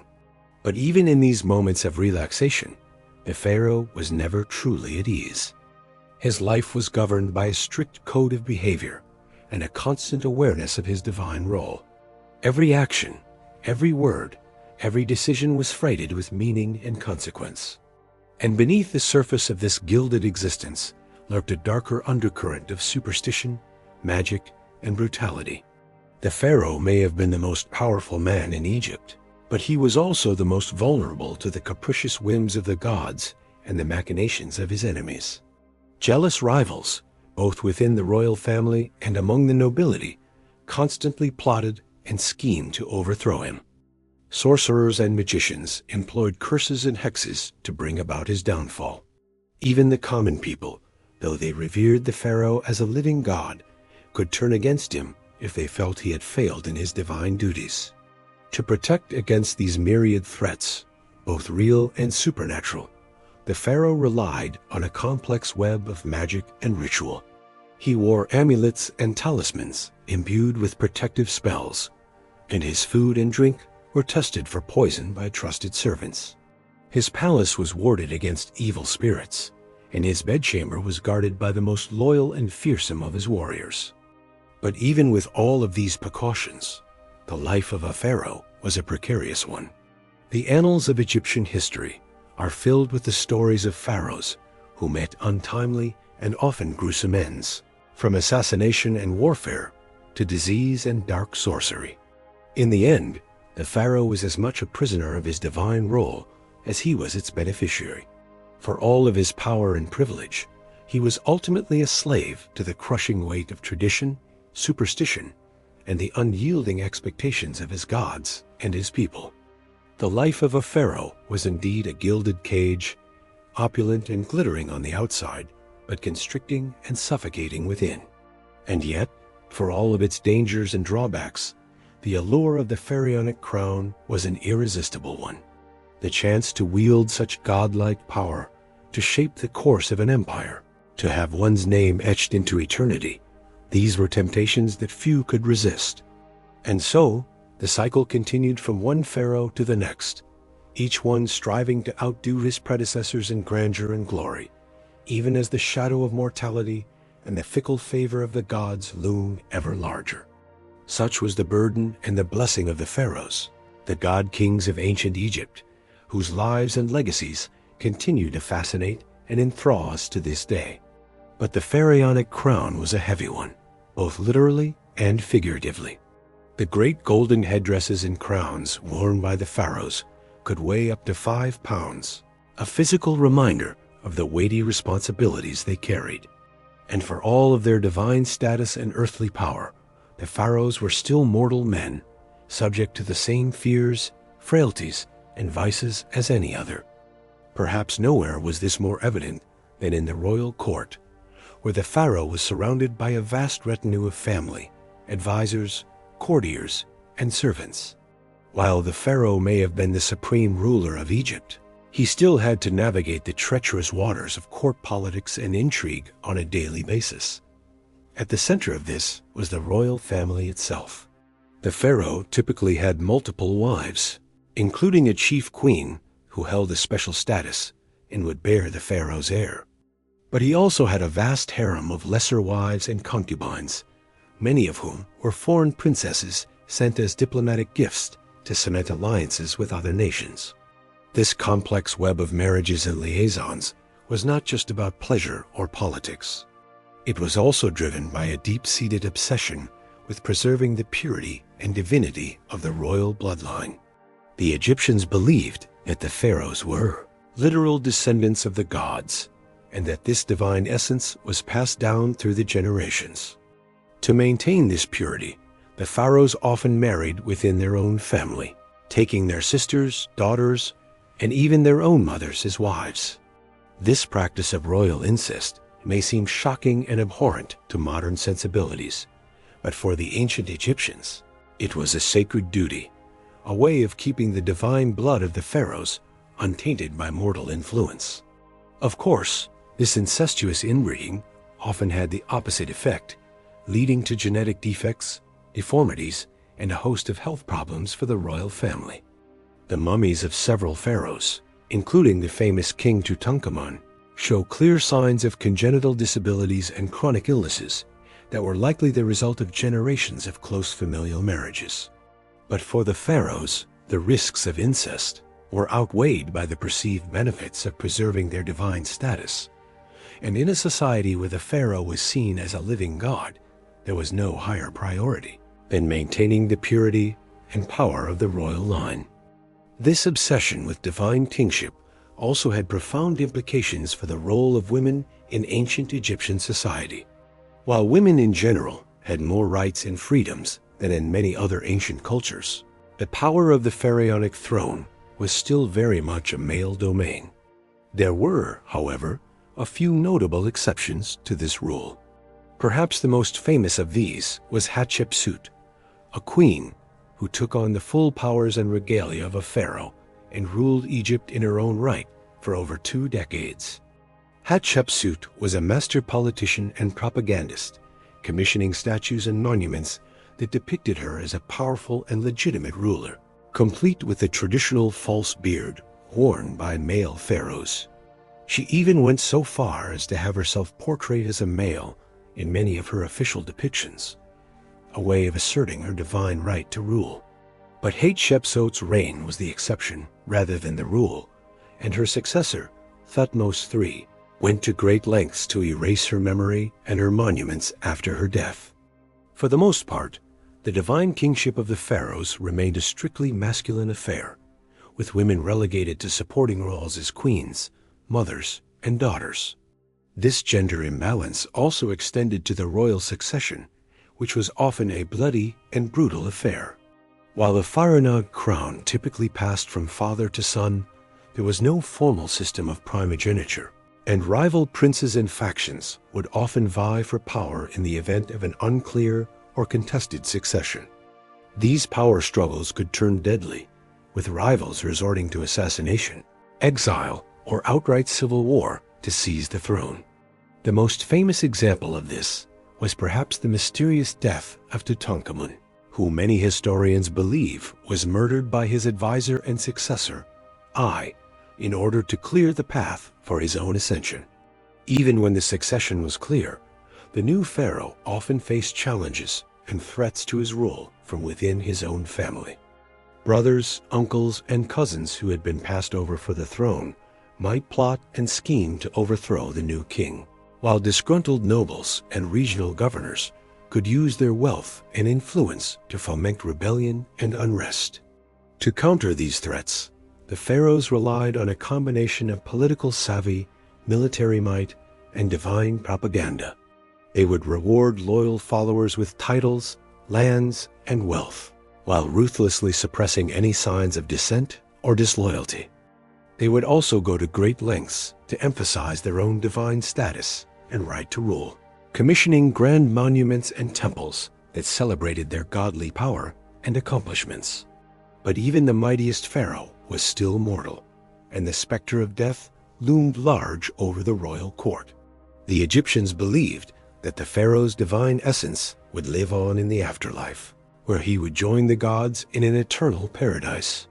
But to achieve this immortality, the pharaoh's body had to be preserved and protected, along with all the trappings of his earthly power and status. This belief in the afterlife was the driving force behind the construction of the Great Pyramids, the massive tombs that have become synonymous with ancient Egyptian culture. These monumental structures were not just grand displays of wealth and power. They were also elaborate machines designed to launch the pharaoh's soul into the heavens and ensure his eternal life among the gods. The process of preparing a pharaoh for the afterlife was a long and elaborate one, beginning even before his death. As soon as a new pharaoh took the throne, work would begin on his tomb and mortuary temple, which could take decades to complete. The pharaoh would be intimately involved in the planning and design of these structures, choosing the location, the layout, and the decorative program that would adorn the walls. At the same time, the pharaoh would begin accumulating the vast array of grave goods and treasures that would accompany him into the afterlife. These could include everything from furniture and clothing to jewelry and weapons, as well as huge stockpiles of food and drink to sustain the pharaoh on his journey. But perhaps the most vital component of the pharaoh's afterlife preparations was the process of mummification, which would transform his mortal body into an eternal vessel for his divine spirit.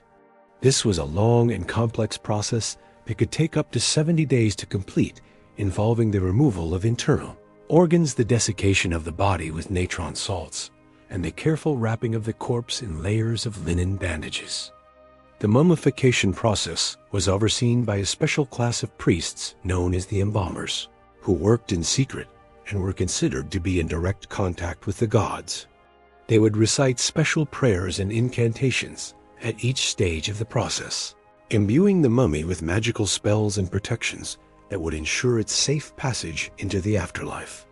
Once the mummy was complete, it would be placed inside a series of nested coffins, each one more elaborate and expensive than the last.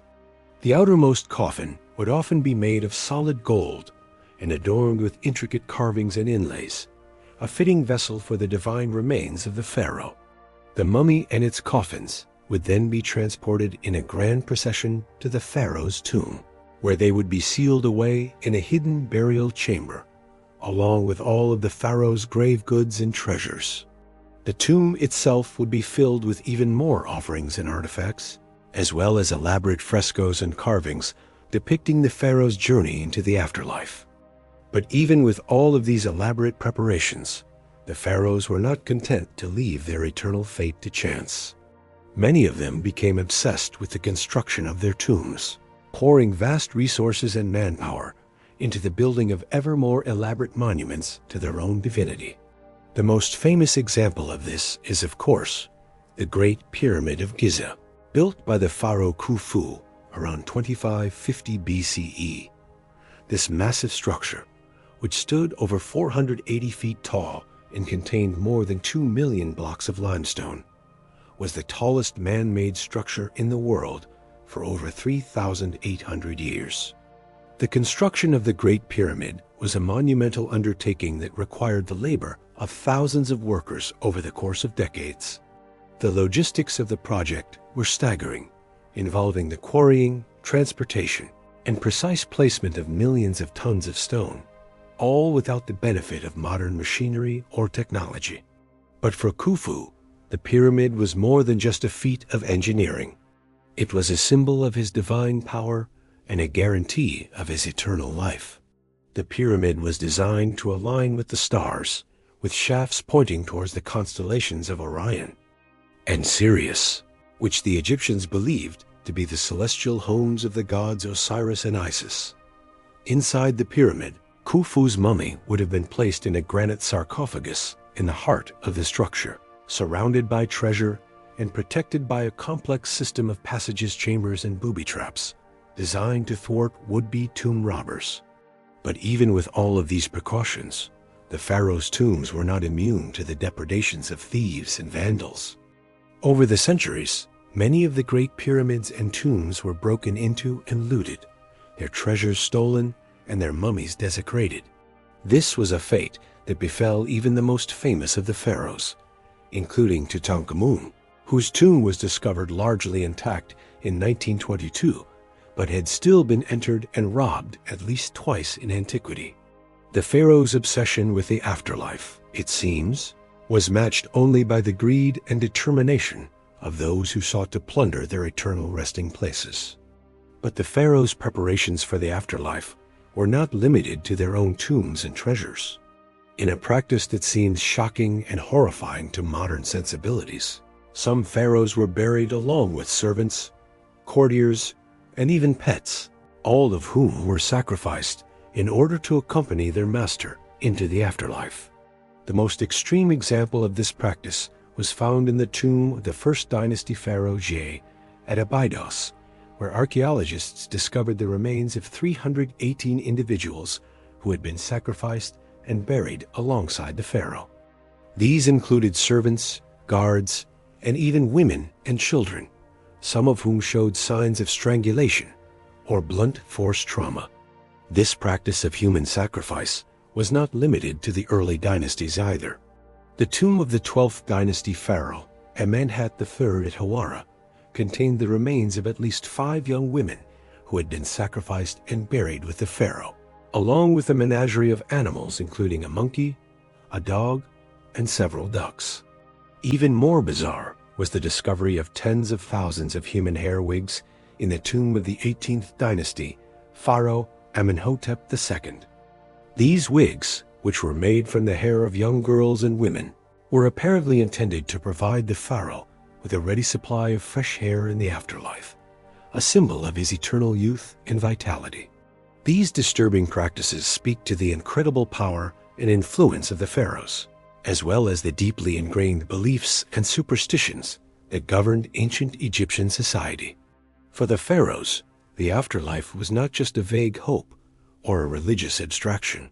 It was a very real and tangible goal, one that demanded the utmost preparation and sacrifice. But as Egyptian society evolved and changed over the centuries, so too did the practices surrounding the pharaohs' burials. By the time of the New Kingdom, human sacrifice had largely fallen out of favor, replaced by symbolic offerings and the use of shabdi figurines, small statues that were believed to come to life and serve the pharaoh in the afterlife. And as the power of the pharaohs began to wane in the later dynasties, so too did the grandeur and scale of their tombs.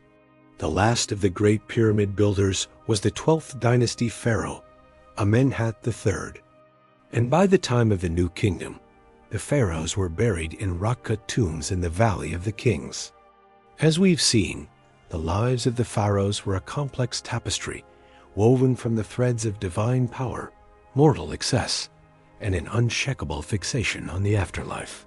But perhaps no pharaoh embodies these themes quite as vividly as Ramesses II, also known as Ramesses the Great. Born around 1303 BCE, Ramesses was the 3rd pharaoh of the 19th dynasty, and he would go on to become the most celebrated and most prolific builder in all of ancient Egyptian history. He ruled for an astonishing 66 years, fathered over 100 children, and left an indelible mark on the landscape of Egypt with his colossal building projects. From the moment he took the throne, Ramesses set out to immortalize his legacy in stone. He didn't just build temples and monuments, he built cities. His capital, Ramesses, was a sprawling metropolis in the Nile Delta, adorned with lush gardens, stately palaces, and of course, towering statues of Ramesses himself. The city was a testament to Ramesses' wealth, power, and unrivaled ego. But Ramesses didn't just build on a grand scale. He built with a singular purpose: to ensure his own glorification and immortality. Every temple, every obelisk, every statue was emblazoned with his name and his image. He even went so far as to carve his own likeness into existing monuments, often over the names of previous pharaohs. In Ramesses' world, there was room for only one god on earth, and that god was Ramesses. Of course, all this self-aggrandizement didn't come cheap. Ramesses' building projects required vast amounts of labor and resources, much of it carried out by slaves and prisoners of war. The lives of these workers were hard and often short, spent toiling in the blistering heat of the desert sun. But to Ramesses, their suffering was a small price to pay for the glory of his eternal legacy.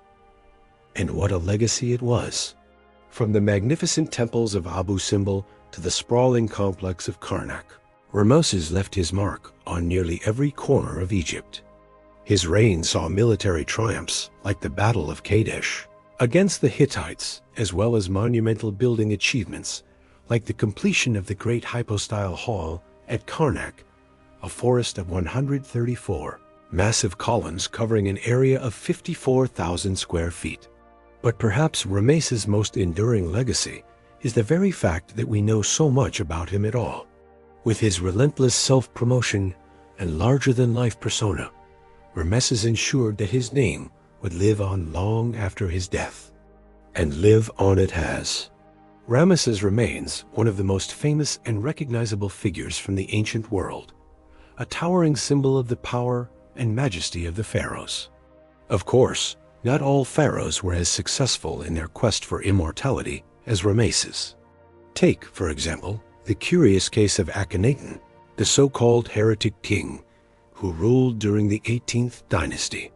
Akhenaten is best known for his radical religious reforms, in which he abandoned the traditional pantheon of Egyptian gods in favor of a single deity, the Aten, represented by the solar disk. Akhenaten's devotion to the Aten was all-consuming. He built a new capital city, Akhetaten, dedicated solely to the worship of his one true god. He changed his name from Amenhotep IV to Akhenaten, meaning devoted to Aten. He even altered the traditional style of Egyptian art, eschewing the rigid, formalized depictions of pharaohs and gods in favor of a more naturalistic, almost androgynous style. But Akhenaten's religious revolution was short-lived. After his death, his successors quickly abandoned Akhetaten and returned to the old gods, going so far as to deface and dismantle Akhenaten's monuments and temples. His name was struck from the records, his legacy all but erased. In the end, Akhenaten's single-minded devotion to his god led not to immortality, but to obscurity. And then there's the sad story of Tutankhamun, better known to us as King Tut. Tutankhamun is perhaps the most famous pharaoh of all time, thanks in large part to the stunning discovery of his intact tomb in 1922. But the life of this young king was marked by tragedy from the very start. Tutankhamun was born into a royal family in crisis. His father was none other than Akhenaten, and his mother was likely Akhenaten's own sister. Inbreeding was not uncommon among the Egyptian royalty, who believed that keeping the royal bloodline pure was essential to maintaining their divine status. But it also led to a host of genetic problems, including the congenital defects that plagued Tutankhamun throughout his short life. When Tutankhamun took the throne around the age of 9, he inherited a kingdom in chaos. Akhenaten's religious reforms had alienated the powerful priesthood and destabilized the country. Tutankhamun's advisors, including the Vizier I and the General Horemheb, set about restoring the old order, reopening the temples and re-establishing the cult of Amun. But Tutankhamun himself was a frail and sickly child, beset by a host of physical ailments. He suffered from a cleft palate, a clubbed foot, and a severe overbite. He walked with a cane and may have even suffered from a rare genetic disorder called Klippel-Feil syndrome, which causes the fusion of the vertebrae in the neck. Despite his physical limitations, Tutankhamun did his best to fulfill his duties as pharaoh. He oversaw the restoration of the old temples and commissioned new building projects, including his own tomb in the Valley of the Kings. But his reign was cut tragically short.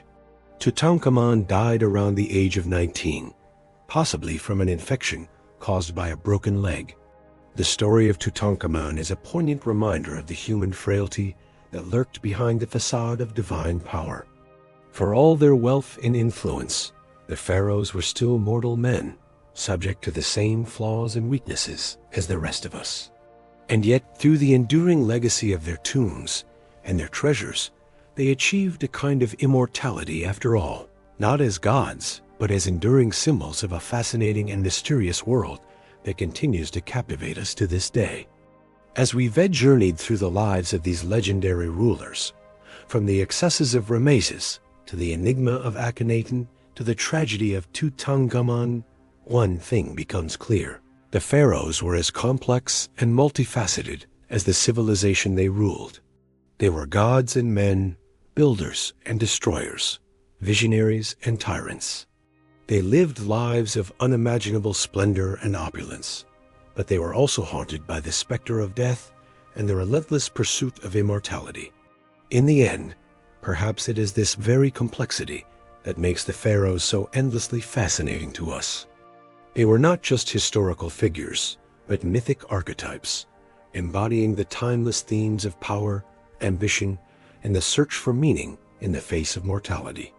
And through the enduring legacy of their monuments and their stories, they continue to speak to us across the millennia, whispering secrets of a world long vanished but never truly lost. As we marvel at the pyramids and the temples, the golden masks, and the hieroglyphic inscriptions, we are reminded of the indomitable human spirit that drove these ancient kings to reach for the stars. And we are humbled by the realization that, for all their godlike power, they were ultimately as mortal as the rest of us, subject to the same joys and sorrows, triumphs and tragedies that define the human experience. So let us pay tribute to the pharaohs, those towering figures who shaped the course of history and left an indelible mark on the sands of time. Let us remember them not just as distant, mythical figures, but as flesh and blood human beings with all their flaws and foibles, their dreams and their despairs. And let us learn from their stories, both the inspiring and the cautionary, as we navigate our own paths through the shifting sands of life. For in the end, the legacy of the pharaohs is not just a matter of bricks and mortar, gold and granite. It is a testament to the enduring power of the human spirit, to our unquenchable thirst for meaning and purpose, for beauty and transcendence. And it is a reminder that, no matter how mighty we may become, we are all part of a tapestry far greater and more enduring than any one of us can ever hope to be. So let us give thanks for the pharaohs, and for all those who came before and after them, who strived and struggled and left their mark upon the world. And let us carry their stories with us as we venture forth into the unknown, armed with the wisdom of the ages and the courage of our convictions. For in the end, the measure of a life is not in the splendor of its monuments or the grandeur of its tombs, but in the love and compassion we show to one another, and in the legacy of hope and resilience we leave behind. And in this, the pharaohs, for all their flaws and failings, have much to teach us still. As we delve deeper into the shadowy world of the pharaohs, we must also acknowledge the intricate web of royal relationships and rivalries that shaped their lives and legacies. Behind the gilded facades of the palaces, a complex tapestry of family dynamics, political alliances, and power struggles played out, often with devastating consequences. At the heart of the royal household was the pharaoh's inner circle of queens, concubines, and children.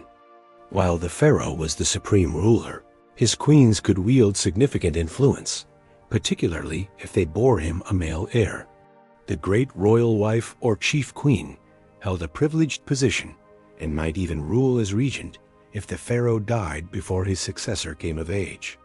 Such was the case with Hatshepsut, who boldly assumed the full powers and regalia of a pharaoh herself after the death of her husband, Thutmose II. But alongside these influential queens were countless lesser wives and concubines who populated the royal harem. These women, often from noble families or foreign princesses sent to cement diplomatic ties, vied for the pharaoh's favor and the chance to bear his children.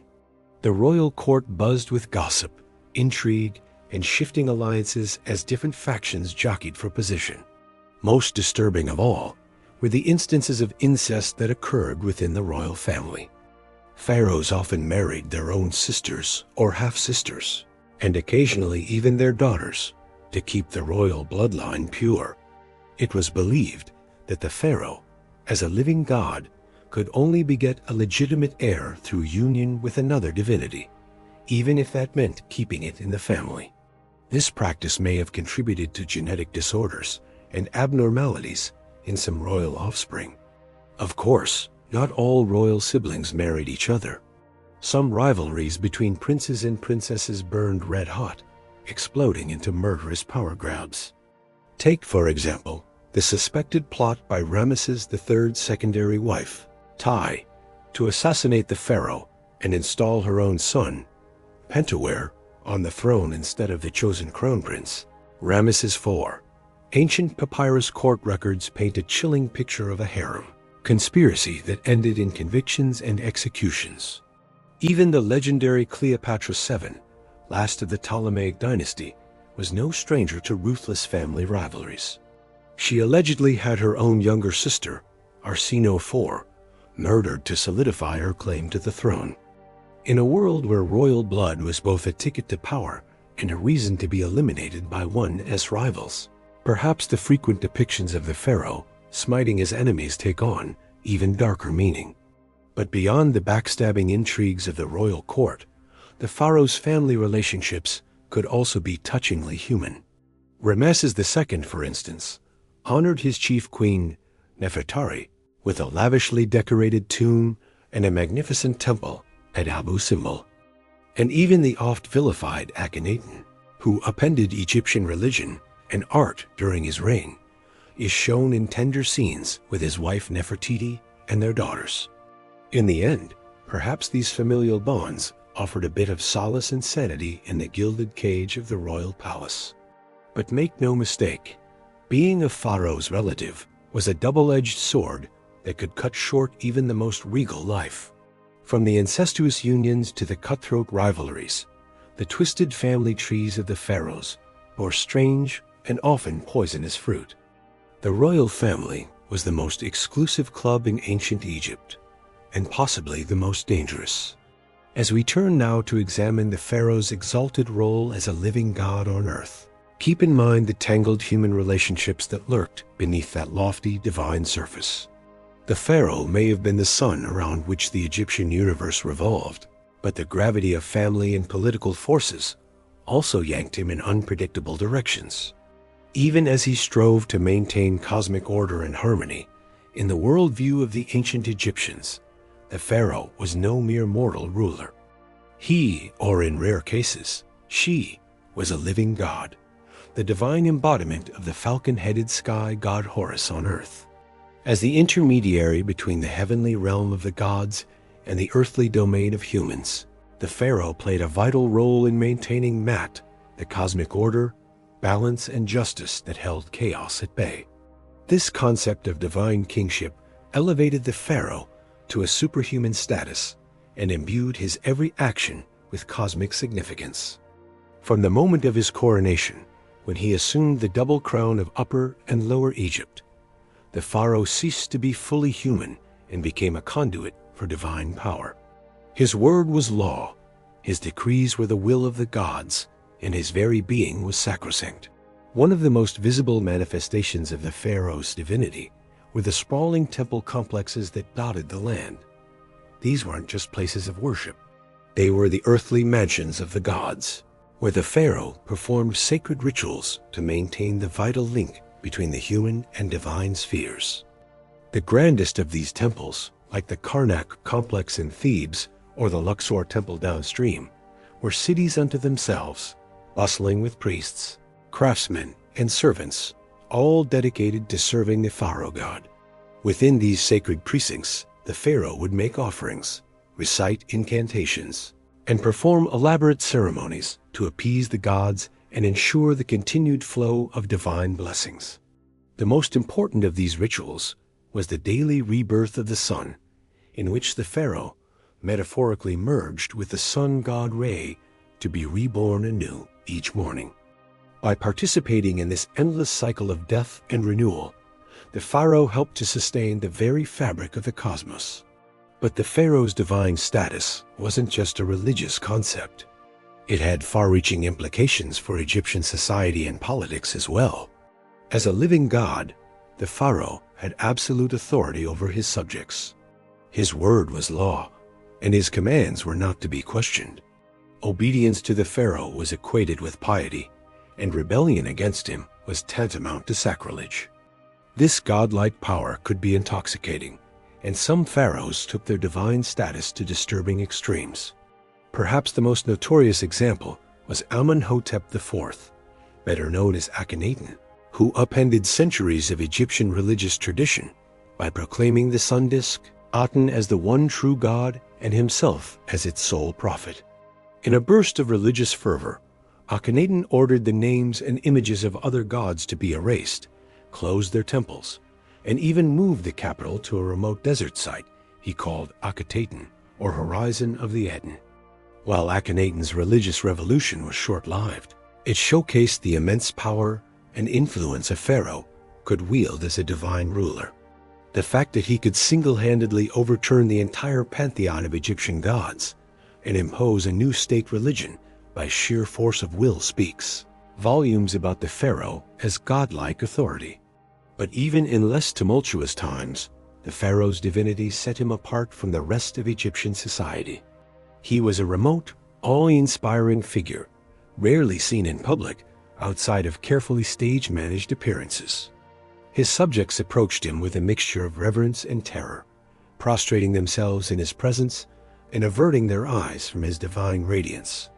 Even his courtiers and officials had to tread carefully, lest they overstep their bounds and incur his godly wrath. In a very real sense, the pharaoh was the linchpin that held the entire edifice of ancient Egyptian civilization together. As long as he performed his divine duties and maintained Mat, the cosmic order, all was well. But if he faltered or failed in his responsibilities, it could spell disaster for the whole land. A weak or ineffectual pharaoh could lead to chaos, famine, and invasion, while a tyrannical or impious one risked offending the gods and bringing down divine retribution. It's no wonder, then, that the Egyptians invested so much time, labor, and resources into exalting and glorifying their pharaohs. The colossal statues, soaring obelisks, and lavish tomb complexes were all testament to the pharaoh's superhuman status and enduring legacy. They were also a way of bolstering his divine power and reinforcing his vital role in the cosmic order. But as we'll see in the next chapter, this obsession with the pharaoh as divinity reached its apex in the very last place one might expect, the tomb. For the ancient Egyptians, death was not the end for a pharaoh, but merely a transition to an even more exalted state of being, and they would go to extraordinary, even horrifying lengths to ensure their divine ruler had everything he needed for the journey. The flickering torchlight casts an eerie glow on the rough-hewn walls of the tomb, as if the very shadows are alive with the weight of ages past. The air is thick with the acrid tongue of incense and the musty odor of death, a cloying perfume that clings to the nostrils and the back of the throat. Deeper and deeper, we descend into the very bowels of the earth, following in the footsteps of the pharaoh on his final journey into the afterlife. For the ancient Egyptians, death was not something to be feared, but rather a doorway to a new and glorious existence. They believed that life on earth was but a brief prelude to an eternal hereafter, where the deceased would dwell in paradise with the gods, feasting and making merry for all eternity. But to achieve this blessed state, one had to be properly prepared, both spiritually and materially, and no one was better prepared for the afterlife than the pharaohs. From the moment they ascended the throne, they began planning for their eventual demise with a single-minded focus that bordered on the obsessive. Vast resources were poured into the construction of their tombs and funerary temples, veritable cities of the dead that would serve as their eternal abodes. The most iconic of these, of course, are the Great Pyramids that loom over the Giza Plateau. These monumental structures, built during the Old Kingdom, were more than just tombs.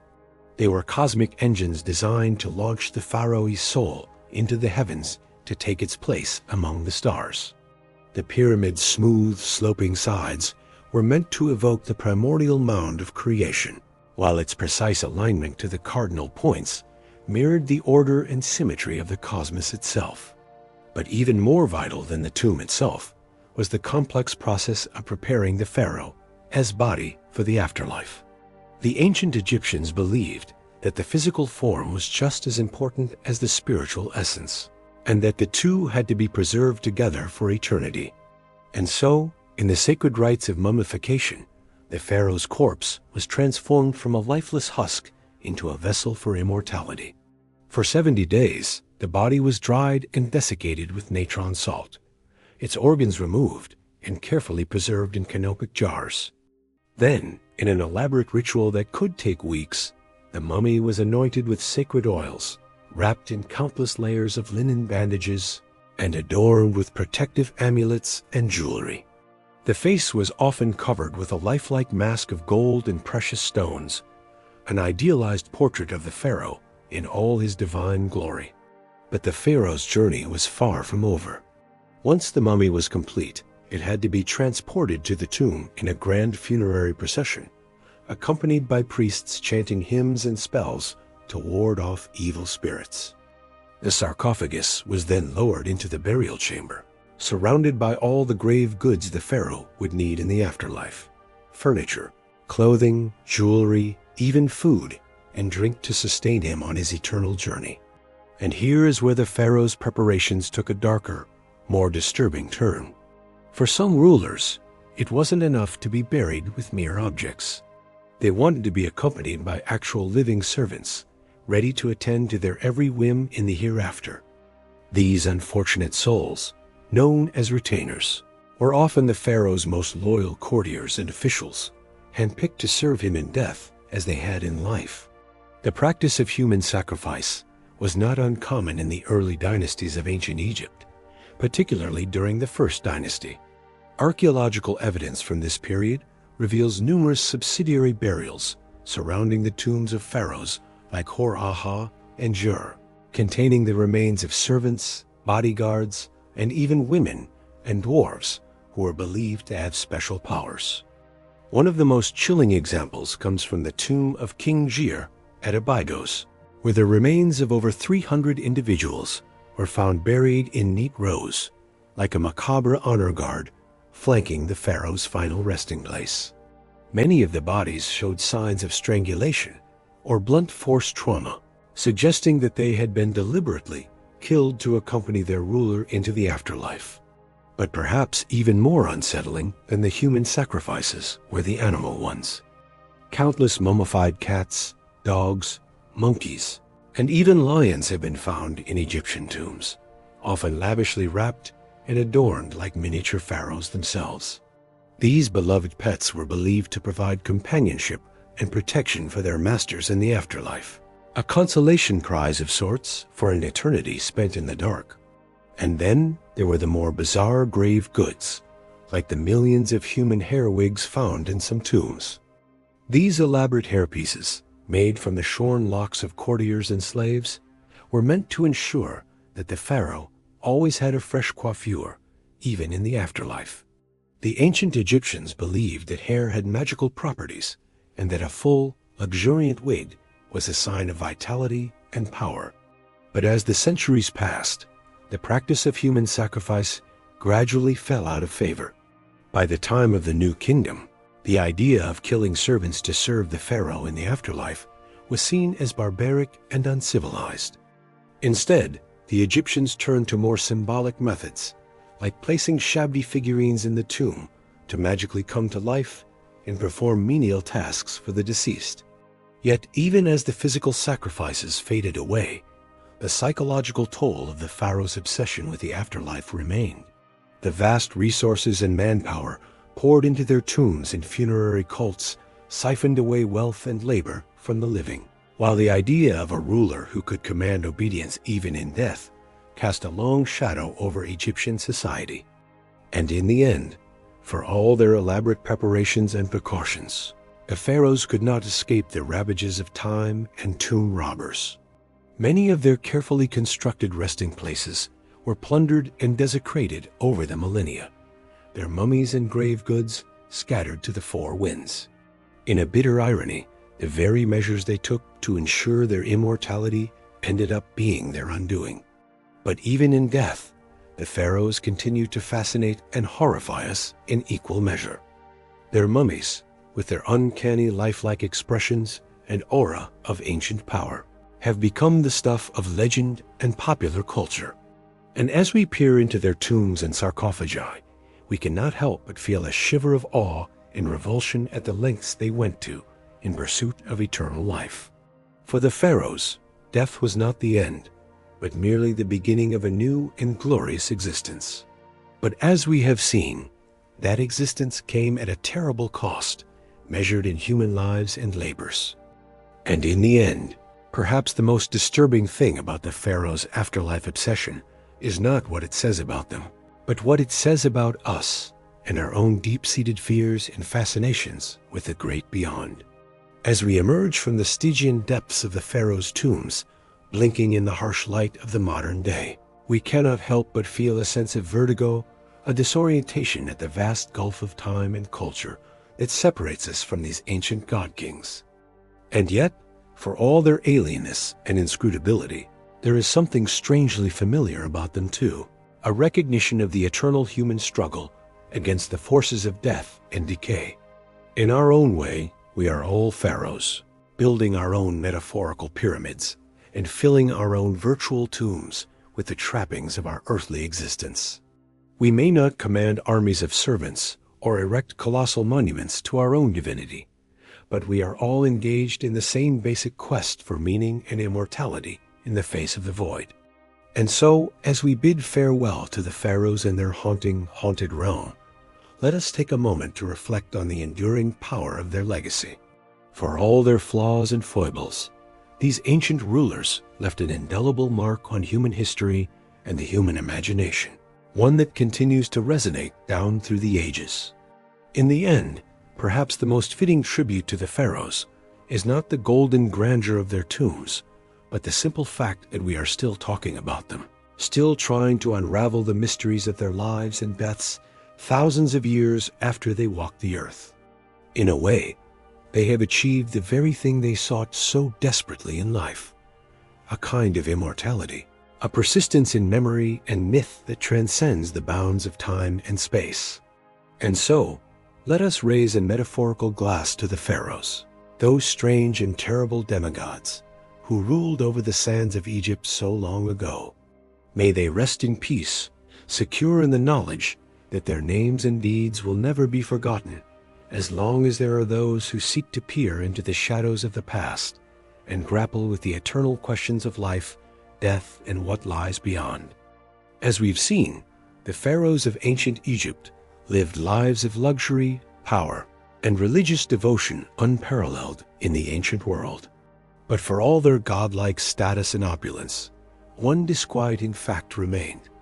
Even the great pharaohs could not escape the inevitability of death, and it was their obsessive preparations for the afterlife that would come to dominate much of their time, resources, and labor during their reigns. The Egyptian preoccupation with death and what lay beyond stemmed from their belief in an eternal afterlife.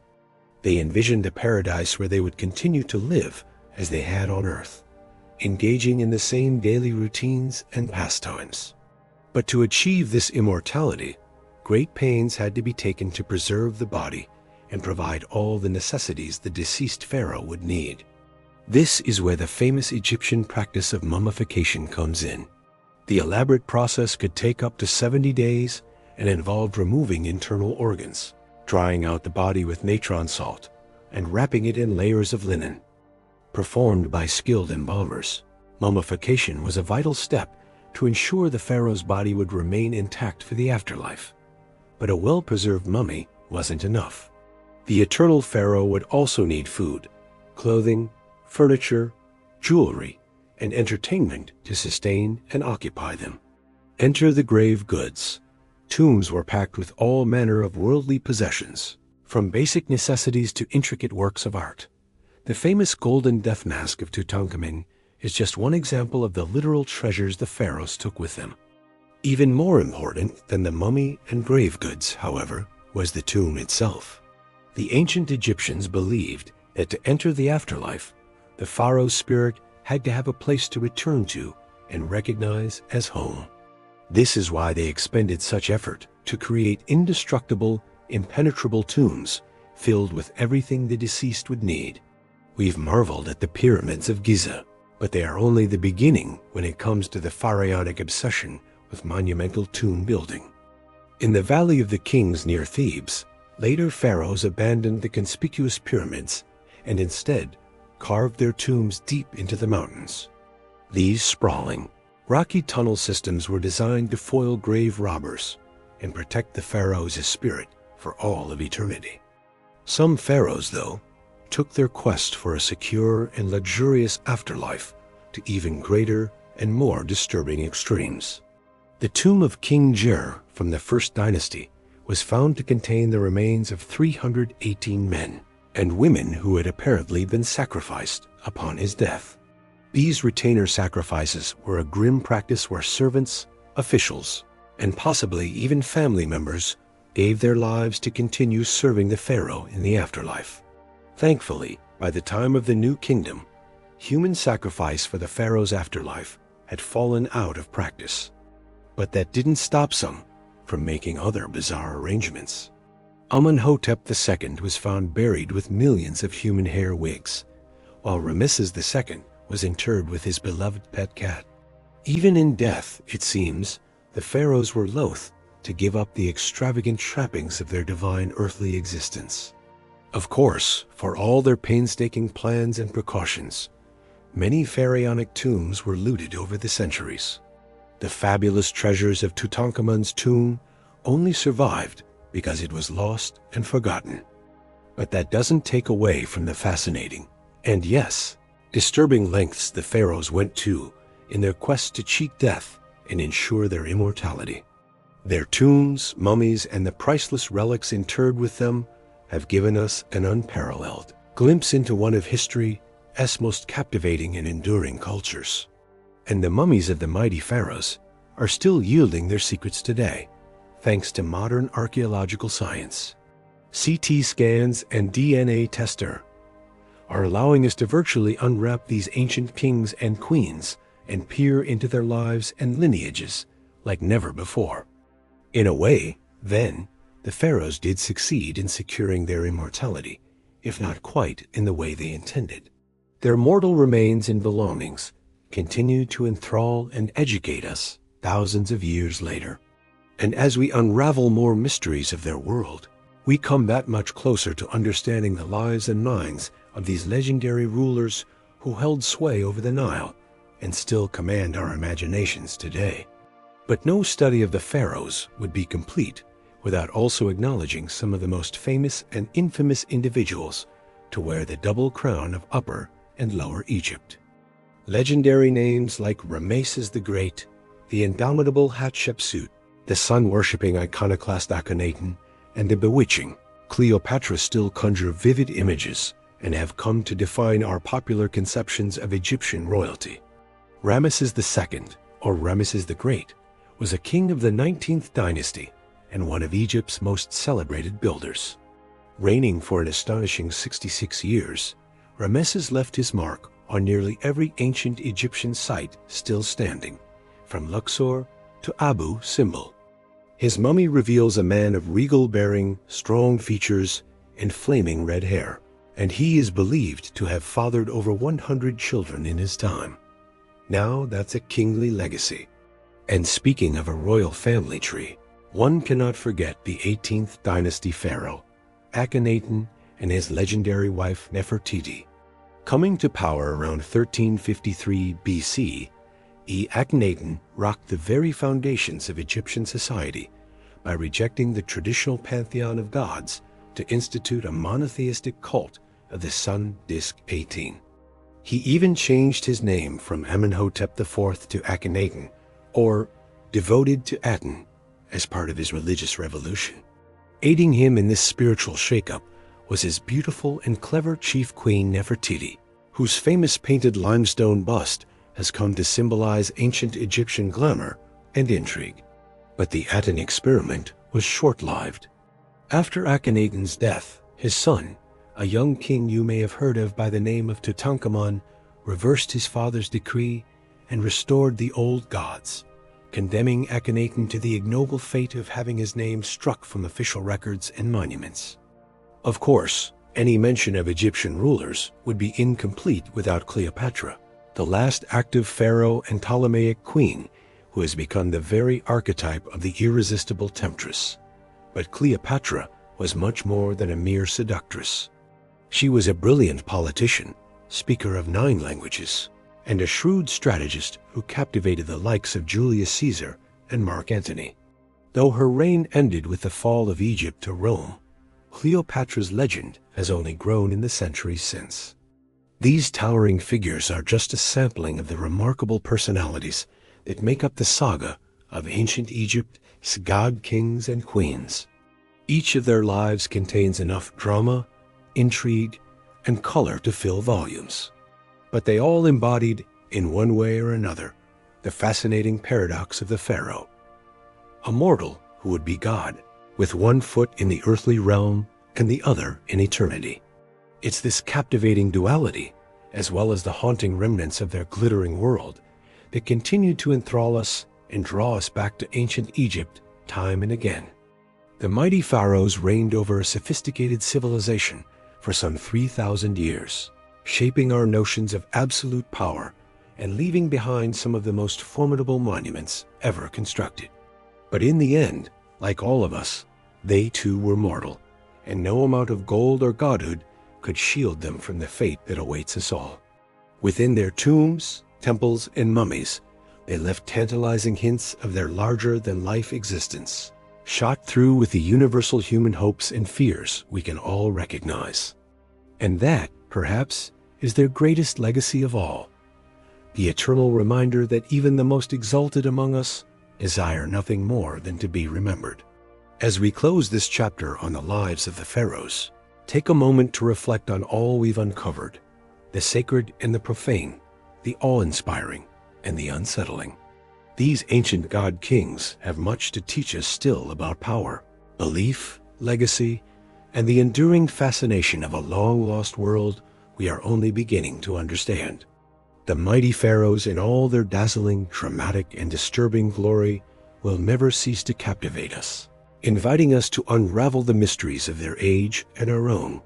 And the inquiring mind will always heed the call to wade deeper into the past, where these legendary rulers await with their eternal secrets. As we've seen, the ancient Egyptian pharaohs lived lives of incredible power and privilege, but also darkness and brutality. From their opulent palaces to their obsessive preparations for the afterlife, these divine rulers shaped every aspect of their kingdom's culture, religion, and history. Even today, thousands of years later, the pharaohs continue to captivate us with their larger-than-life personalities, their monumental building projects, and the enduring mysteries they left behind. New discoveries and advanced scientific techniques are allowing us to unravel their secrets like never before. From the familial relationships revealed by DNA, testing of mummies to the complex trade networks traced through isotope analysis. Yet the more we learn about the pharaohs, the more we realize how much we still don't know. What was the true nature of their relationships with their queens and children? How did they really wield their immense power behind closed palace doors? What did they believe would await them in the afterlife they spent so much time and effort preparing for? These questions may never be fully answered, but that's part of what keeps us so endlessly fascinated by these towering figures of history. In a way, the pharaohs achieved their dream of immortality, not just through their elaborate tombs and mummification rituals, but through the indelible mark they left on the human imagination. From the boy king Tutankhamun to the great warrior Ramesses II, to the legendary beauty Cleopatra, the pharaohs continue to loom large in our collective consciousness, their stories told and retold in countless books, movies, and documentaries. They've become more than historical figures. They've become mythic archetypes, embodying timeless themes of power, ambition, love, and death. In the end, perhaps that's the pharaoh's true legacy. Not the treasure-filled tombs or awe-inspiring pyramids they left behind, but the way they've shaped our understanding of what it means to be human. Through their triumphs and failures, their brilliance and their brutality, they remind us of the heights and depths we're all capable of, the eternal human struggle to leave our mark on the world and grapple with our own mortality.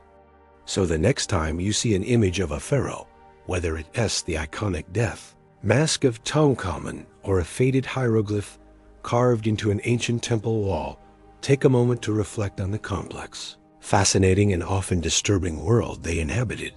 And remember that even the mightiest among us are ultimately subject to the same fundamental questions and challenges that have defined the human experience for millennia. Thank you for joining me on this journey through the lives of the ancient Egyptian pharaohs. I hope you found it as enlightening and captivating as I have. If you enjoyed this video, please consider leaving a like and subscribing to the channel for more deep dives into the most fascinating chapters of human history, ones that just might change the way you think about your own place in the grand sweep of time. Until next time.